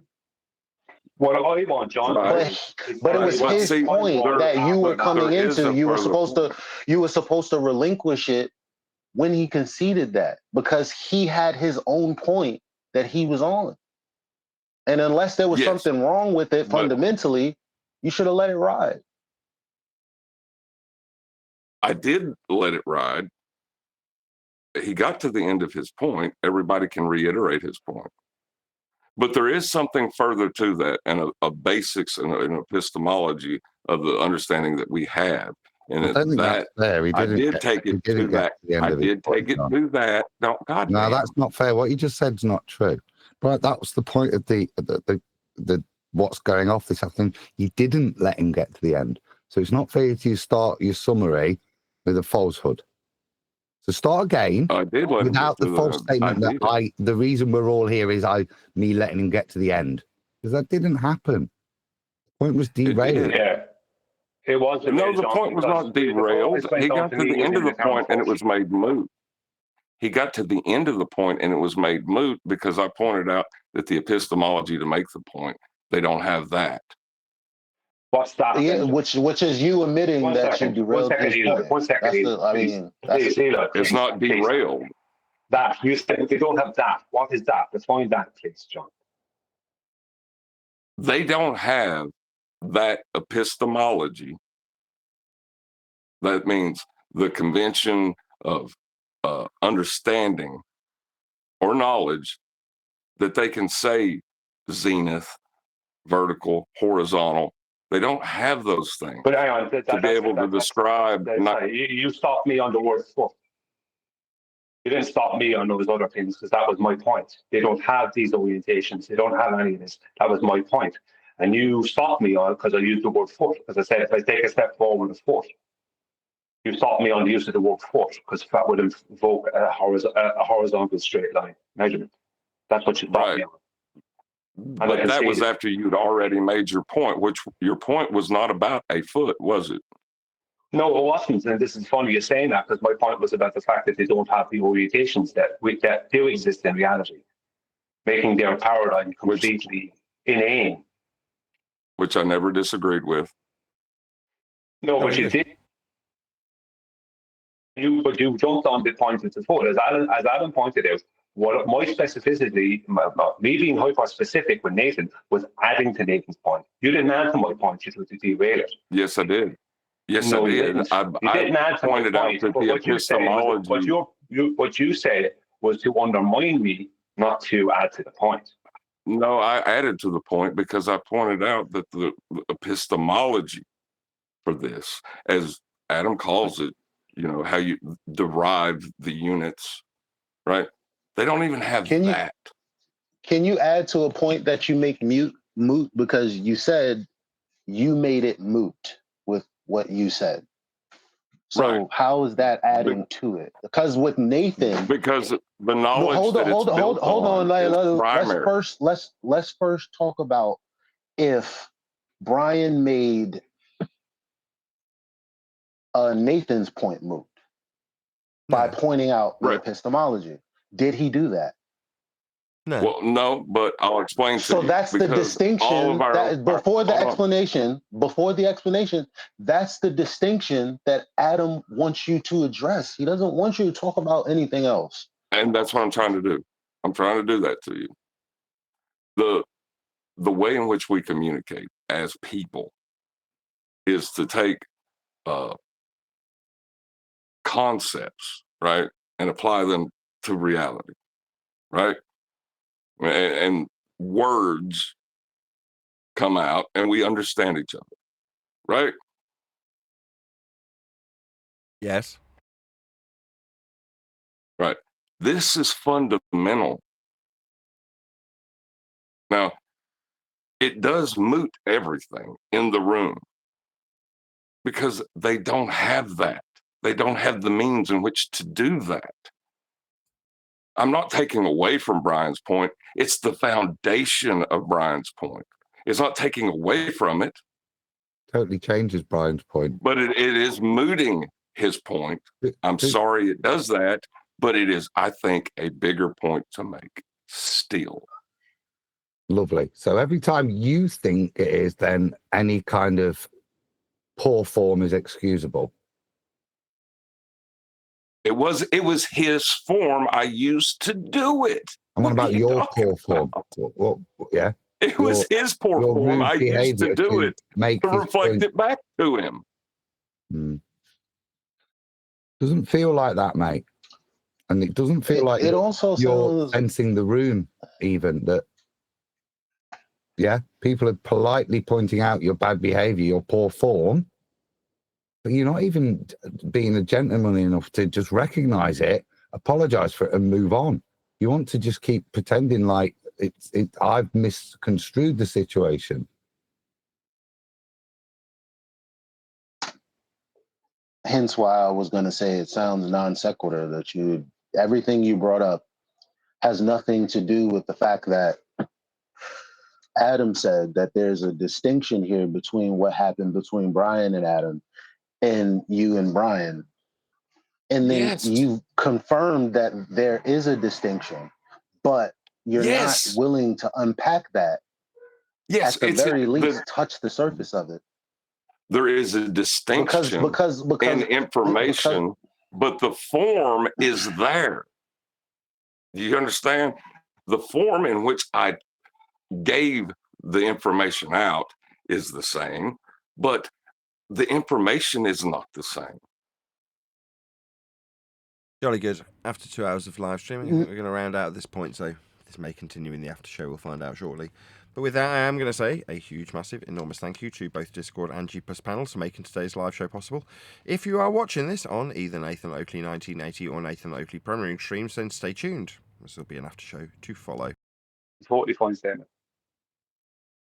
Nobody has a problem with that.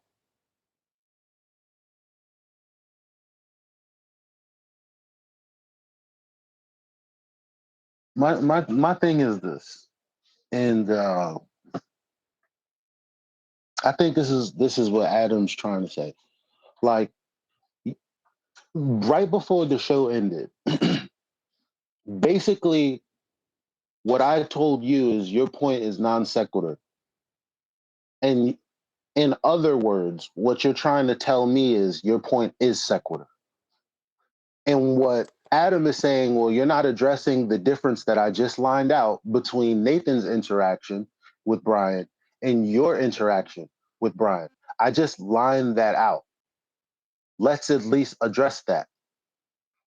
You're not addressing that, but you're still telling me that what you're saying is sequitur, because when you say the form is the same, you're basically saying, no, whatever it is that I'm saying, it's totally sequitur to the conversation we're trying to have.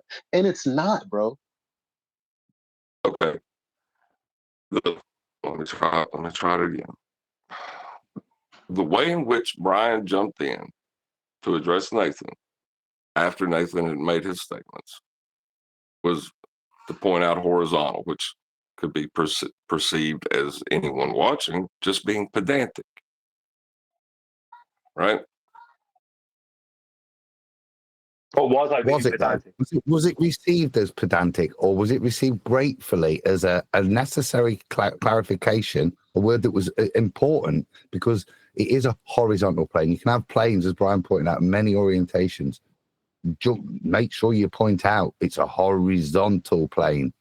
Yeah, so when that critique was received, how did Nathan? Did he think, oh, that's just ruined my actual point or strengthened my point? Well, Nathan actually did say that. So he strengthened it. Listen to it. So it was a gratefully accepted input. Right. Validated and validated by the person, who received the input. Oh, thanks for that. Right. You helped my point. And then, and then Brian makes a point about tangency of planes, right? Multiple planes that can't be horizontal.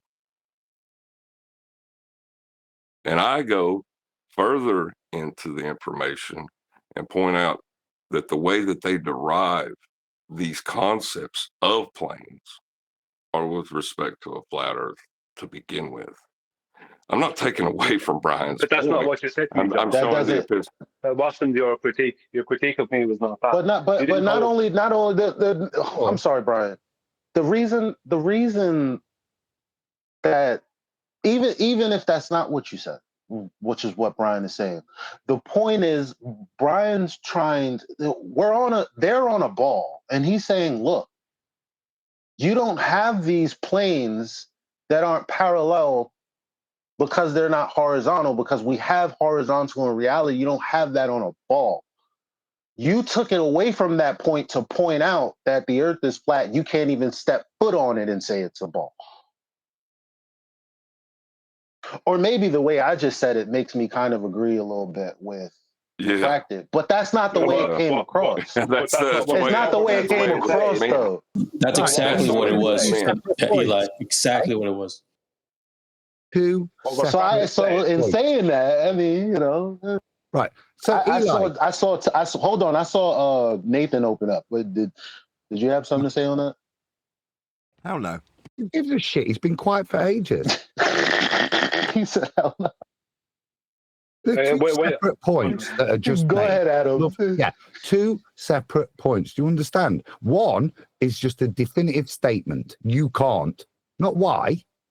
Yeah. Brian's is the actual elucidation of it in the real world. You see, you can't match these things up on your ball. They're supposed to be parallel planes. Yeah, they're not on your ball. So then when you take it forward from your supposed real world measurement, after we've let you create your tangent plane, do you understand the mismatch now?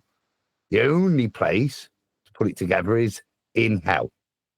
Yes? So if you're the neutral, if you're the newbie, which is more likely to convince you? The succinct explanation or just the fundy statement? You can't even have that. baller. But that wasn't what I did. I didn't just say you can't even have unless that. you go into the I built it. I went further, and then you all wanted to attack me. No, you didn't. You said you. Yes, I did. I went to the point source derivative function and how the point source derivative function is incapable of referencing to a ball. All you have is a single point. Yeah, and he did do the conversation. He did the same. He kind of did do the exact same thing. It just didn't come off that way. I'm sorry. I don't know. I'm still listening. Who are you sorry? It's not what he said to me. No, just a second, because I want to give another indictment. Because what I'm careful of when I speak is I don't speak beyond what I know is true and don't make shit up. There's a little bit this afternoon. You should go and listen back to yourself and think what you're supporting. Yeah, you contradicted yourself with point source. Yeah, it's not the standards, dude. I'm not contradicting myself with point source. We did. Go and listen back. You have to break it down for me because I didn't pick up on any contradiction. Well, just go and play it back. Definitely. Go and play it back. Can you summarize it? Yeah. It was physical. It wasn't physical. Yeah, it wasn't physical on the ground when it was Brian, when he was invoking it for Brian. And then when it was up there, it was a physical thing. Yeah? I was claiming Nathan, you can go and get that. I was claiming a point above me and below me at the same time. You can try and mitigate now. Was I claiming that? Like I said. Was I claiming that? John, like I said, John, it was a piece of advice from one.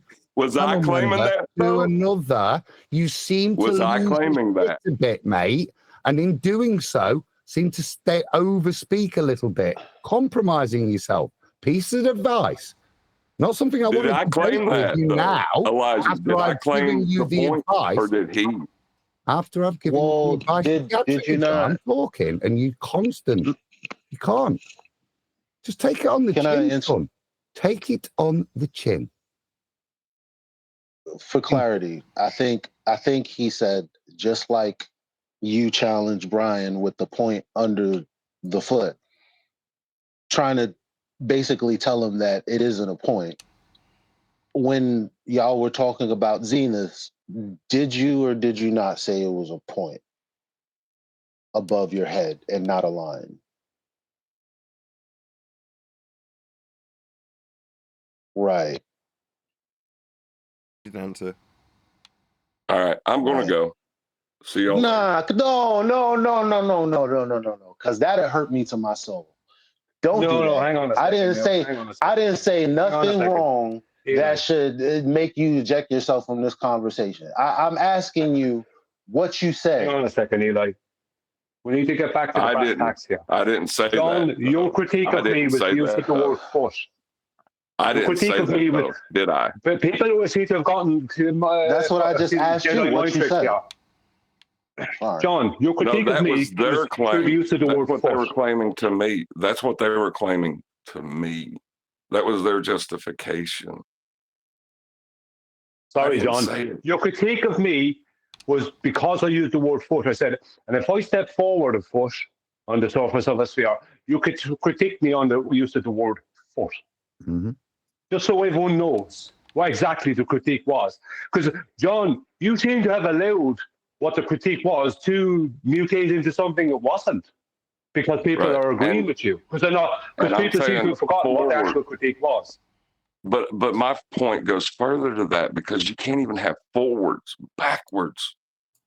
Like, those are motions with respect to a plane. You didn't critique me on any of those things. That's not what's being put to you, mate.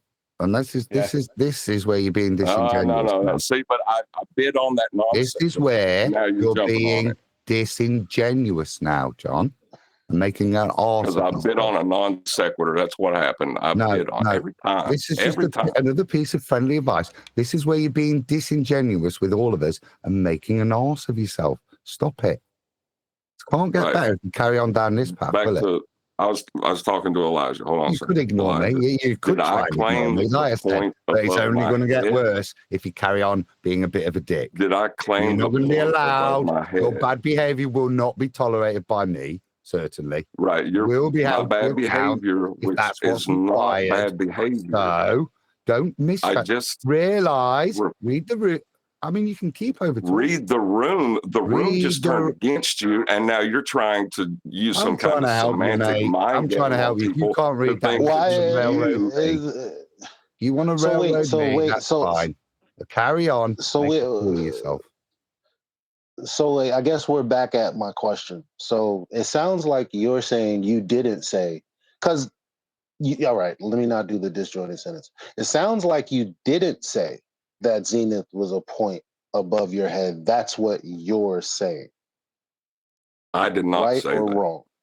So I did not say that. So it's not a point above your head. No, I said they can't have that point. Okay, so then what is the contradiction, Adam? I said, go back and listen to it. I said he will contradict. He contradicts himself in his argument. He presented the two positions: one, that the point source wasn't a point of reality on the ground, and the other point, it was an actual real point when it is your zenith. Just a piece of advice, and notice that you do make shit up a little bit and overstep your boundary knowledges and claim shit. Yeah, that you really. So he says he didn't say it. You say he did. We gotta look. We gotta listen. Well, let's throw another one out there. The word we had to warn Nathan about stopping using. Nathan? Or asymptotically?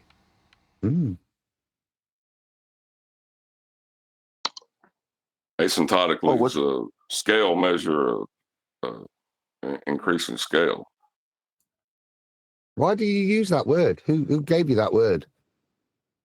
That comes from it's been floating. I think heliocentrism, where they describe that the plane of reference, Earth will be measured, or the sky will be measured curved until you get to a grander scale where it become asymptotically flat.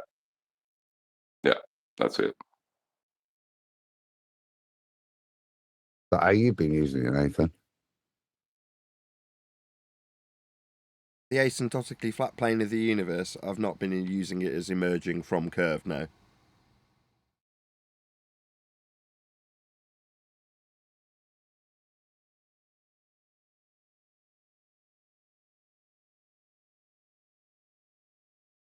Right. You take the celestial sphere, you expand that scale out to become asymptotically flat. Do you have a problem with that? Do you, Nathan? I haven't got a problem with that.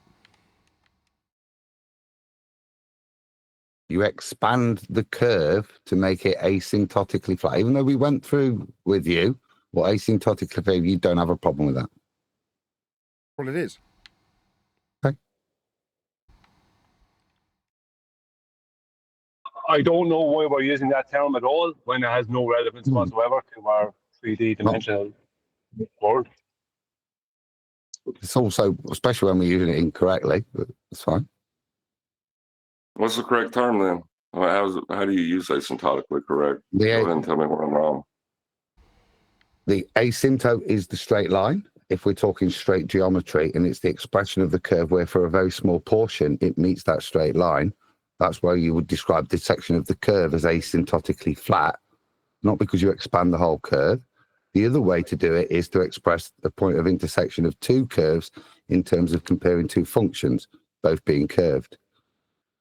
The only use of the term asymptote, and QE dug this out, is the point where it is the straight line that the curve just meets, and then the functions have an equal ratio of 1:1. But even that in of itself, shout out to Brian, doesn't necessarily mean that the asymptote itself is horizontal. It can be any orientation, an asymptote. Kind of a confusing word. Makes you sound, unless you're making a very separate point, which Nathan wasn't, which was why we said don't use that word like that. Right, but their point when they use it is to say that the universe is asymptotically flat. And when they talk about the universe, they're talking about the celestial sphere.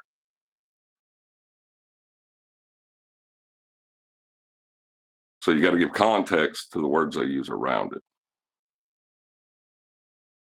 Not just say the word asymptote and give its definition. So they repurposed the word. No, it's basically. been repurposed over here. Well, repurposed over here to describe what they mean. Incorrectly. Repurposed over here incorrectly. Huh. So when they use it correctly. No, have you heard anybody say what you said, use it. John? Because that's the thing. I think I've only heard Nathan reference someone else, like when he was talking about asymptotically flat, like not, in any argument. Am I wrong, Right, Nathan? Right. Yeah, it's not in any argument. It's just the ballers in Einsteinian mechanics want to say that the universe is asymptotically flat. I'm using it incorrectly, so it's an Einsteinian derivative that I haven't grasped when I'm using it. So if I'm describing a protractor view as asymptotically flat for the flat sky, I'm not juxtaposing their use of it through Einsteinian pseudo-Riemannian bent spacetime, being the universe approaching flat from being curved, therefore being capable of being described as asymptotically flat. I've been contextually using it with my description of a protractor-based view of the sky as a flat sky.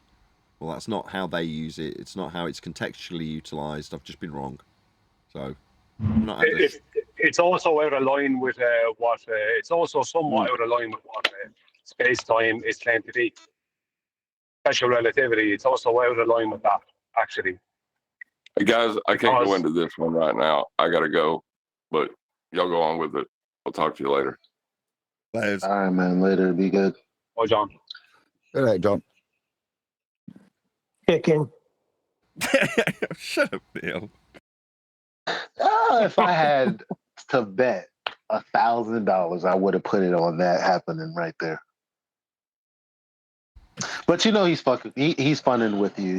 He loves you. That's how Neil does. Of course I do. All I was saying is Nathan represents us all. We want him to represent us the proper way.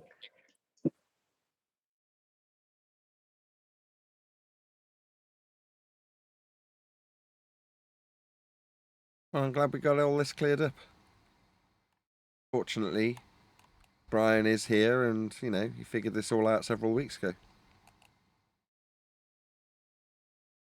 No, the point I would make, and I'm not going to speak for Adam here, because although me and Adam are generally on the same page, and Neil often as well, is that Brian Adams. It's not good. Yeah, Brian Adams, exactly. We're not called Brian Adams for nothing. The point is that it ends up becoming a chant sometimes when you're just saying things. You have to be able to show the audience, in the end of the day, why something proves what you're saying. You know what I mean? As opposed to just being buzzwords and chants. Because it ends up with people, as Eli said yesterday, hearing this on the show, then going into Discord, using those same terms, and then not being able to, when they're held to task on how this proves or how what they say means this, that, or the other thing, they're not able to do it. Some people, when people who aren't paying attention, that there's always going to be half book readers. At least give them the good half to read.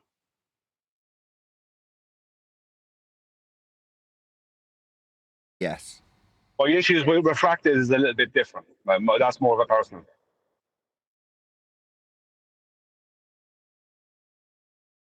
Yeah, you kept on excluding me by the conversation by saying this is something else that you're not aware of, and then obviously that shuts me up.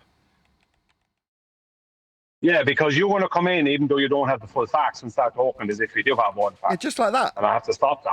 Yeah, just like that. Yeah. Because there was stuff happened with me and refracted yesterday that where we had an argument, basically. Yeah, I heard that shit.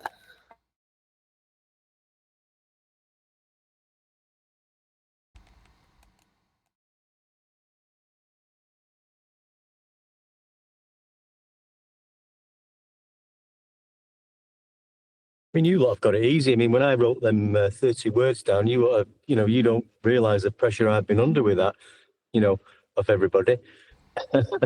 asking him to prove why horizontal can't be used and vertical, and I've just kept quiet about it.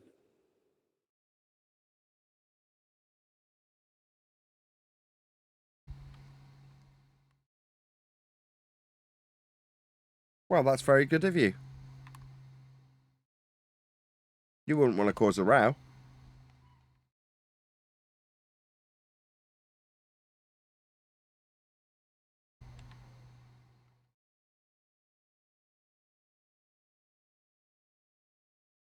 Well, I'm here to fight. Let's go.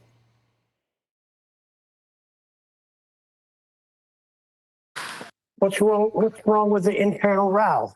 Some of the best proofs come out of internal rows. Yeah, but that's when it's about specific things where we're hashing it out. This is a little bit different. Not for me. I'm not aware of any direct personal issues. Yeah, I'm just literally commenting on some of the feedback. Yeah, I mean, me and you, Brian, chatted the other night after the show for a bit, and then there was a few people there. There was only one spoke up. I can't remember who it was. Bushel spoke up. Bushel. Okay, so this was his feedback. Yeah, I kind of agree with what you guys are saying, which was to critique how the content has diminished in terms of its detail. He said, I've seen some people just supposedly destroyed by being told you're going to hell. And as he said, unless you explain, and he gave this explanation, and we hadn't mentioned this one, He says, unless you give the explanation, it doesn't mean anything to the baller. As much as you laugh, yeah, it doesn't help. So it's not a personal thing for me. It's actually saying, no, this is what the show needs to get a bit back. I know 10th Man could have gone on a bit with his detail, bit too much sometimes, yeah? But at least the detail was there, yeah? And that seems to be, we're assuming this position of smug mode to the point that we're just going to go, you'll need a flat earth for that. You'll need that, yeah? Well, unless we explain why it's not beneficial to the listener.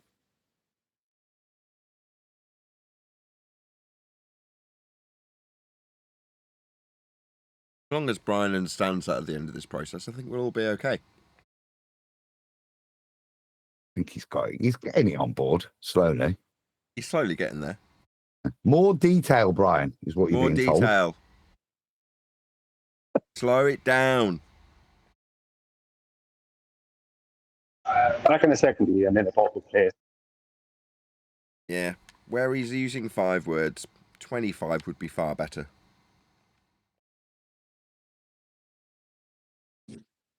I always think the Earth curve calculator is a good one to show somebody and just point out the surface level and eye level being parallel with each other, and just have a look at that, and then let's just talk about that, because you don't really see any curvature in that, do you? It's just horizontal, surface level, parallel to eye level. So anybody who's wanting to, that's where you start. That's their Earth curve calculator measurements. So let's start with that, and let's see if we can see any curvature measurement from there to a newbie or somebody who, this is see what they say about that. But a lot of people aren't coming in, are they, to be educated, and a lot of people in the Discord are asking a lot of questions if they're not understanding anything for us to go through it, or for you guys to go through it a bit more clearly and slowly. So people aren't grasping stuff. They need to put their hand up and say, I don't quite understand that. Can you just go through it a bit more in layman's terms for me? I think Nathan does ask sometimes, does everybody understand? If you don't, put your hand up. Say, no, I don't understand. Can you explain it a little bit differently for me, please?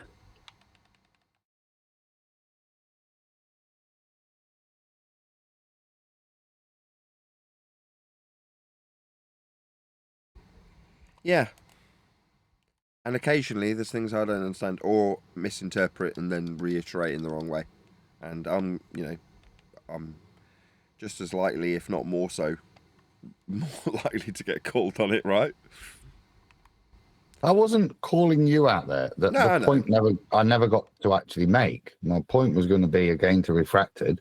Why did I have to ring Nathan and set up a meeting and go through it and bother to say, whoa there, laddie-o, when you were live on air and he got the word from you? Why is that shit going out there? This is where, yeah, all I care about is standards and making sure the message, yeah? And that's when I'll interject. It's why I've done it today. It's why I did it in the week. When I heard that, I went, whoa, Neddy, yeah? That's all that matters to me, standards. And that if you do hear us, you don't hear us making shit up. Using things just because it's a big word in the wrong way. And it's not to indict you, because I didn't do that on air, did I? I went straight to you, straight to the horse's mouth. Well, we got to stop this. Or validate why we're using it. I think we spent an hour, didn't we? You know? Yeah, well, so there's no personalities, is there? It wasn't about beating John up directly, but my point to him would have been, well, why aren't you upholding those standards if Nathan's using it incorrectly? It's supposed to be your mate. Don't talk about standards if you clearly demonstrate a lack of them. Fair enough. It's also a claim. If you're making any claims and using that term, you're making a claim. If you're using that term, you're making a claim. If you're saying the sky is asymptotically flat, then, or say symptotically flat, then you're making a claim about the sky.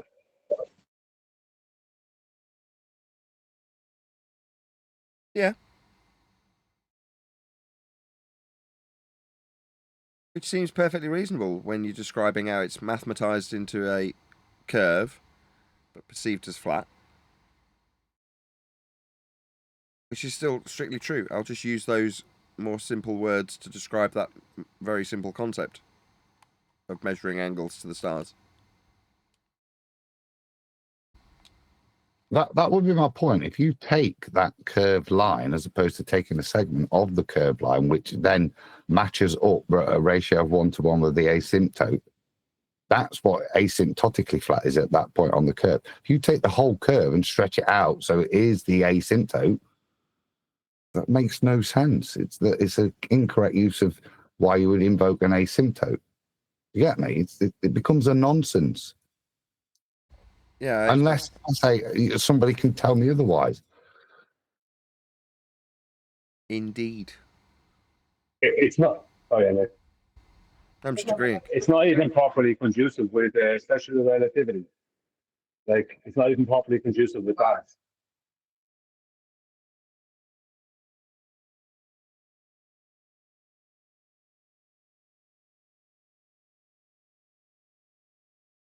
Sadly, with writing the book, you see, and it literally was that. I'm listening to the show on my way, and I hear that one word.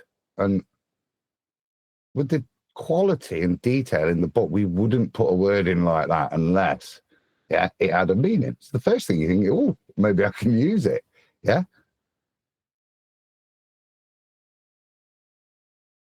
So that's standards, isn't it?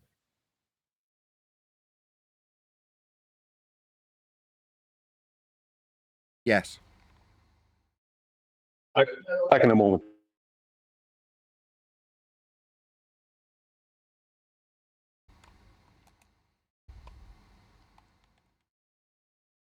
Speaking of which, when are we doing that again?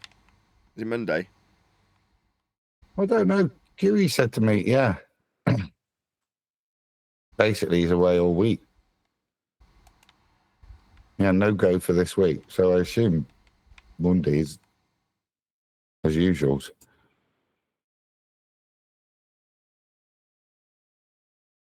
Jolly good. I tell her, like, he did say, but you better get on and get a load of pre-edited. That's not really what I meant, but yes, I do remember him saying that. Go and deQEify shit. Take the capital letters out and start the quotes. I'm getting quite efficient at that now. deQEify? Yeah, because all of his quotes that we pull have got his way of saying the quote. So there's so many bits with capital letters and in bold.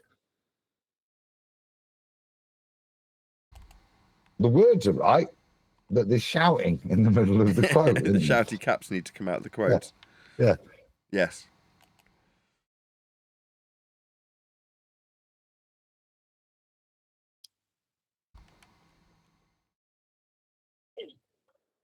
I've got a bit to do, and we've got a competition for the best horizon picture.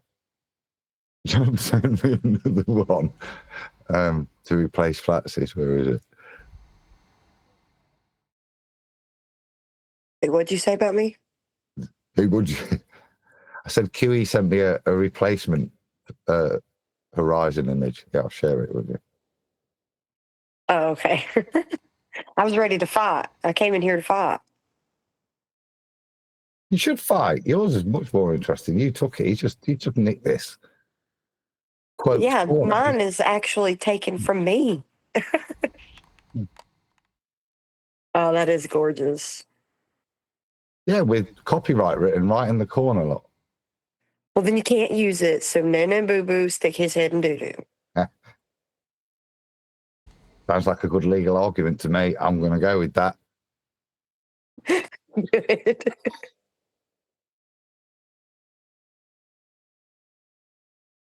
This is boring. Get refracted back in here. Oh,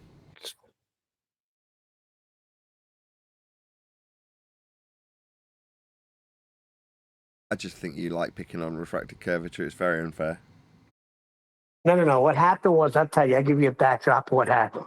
I was in with Brian, and I seen refracted's icon come in, so I made sure. I said, what refracted don't understand is, and he thought he busted us talking about him. So, he fell right into it. What are you going to do? But what he didn't understand is what we're explaining. I could see both sides. Yeah, it's as easy as saying Earth is measured flat. But what about the audience? Can't you go just an extra mile?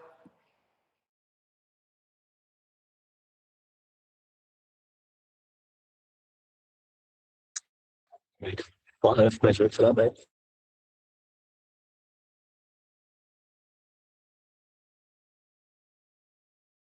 But then what bothered me was when him and Brian were going at it, he wouldn't concede that he would not answer Brian's question.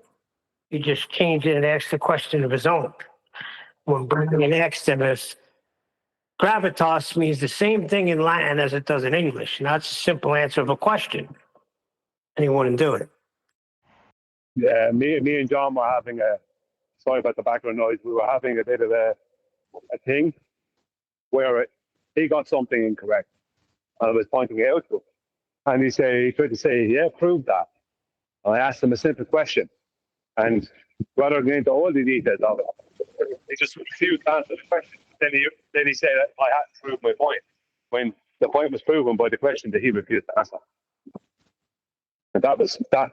So I was very unhappy with him because basically, once again, in my dealings with John, when it comes to the point of him being incorrect and it's time for him to concede, he refuses. He makes things awkward. And that does my head in. Because I deal with enough of that with ballers. Yeah, especially in Brian, when he's wrong about something, he concedes right away. I can bear witness to that. He did it today. Yeah, you can't expect that standard from other people and you don't show it yourself. You have to be able to show that yourself.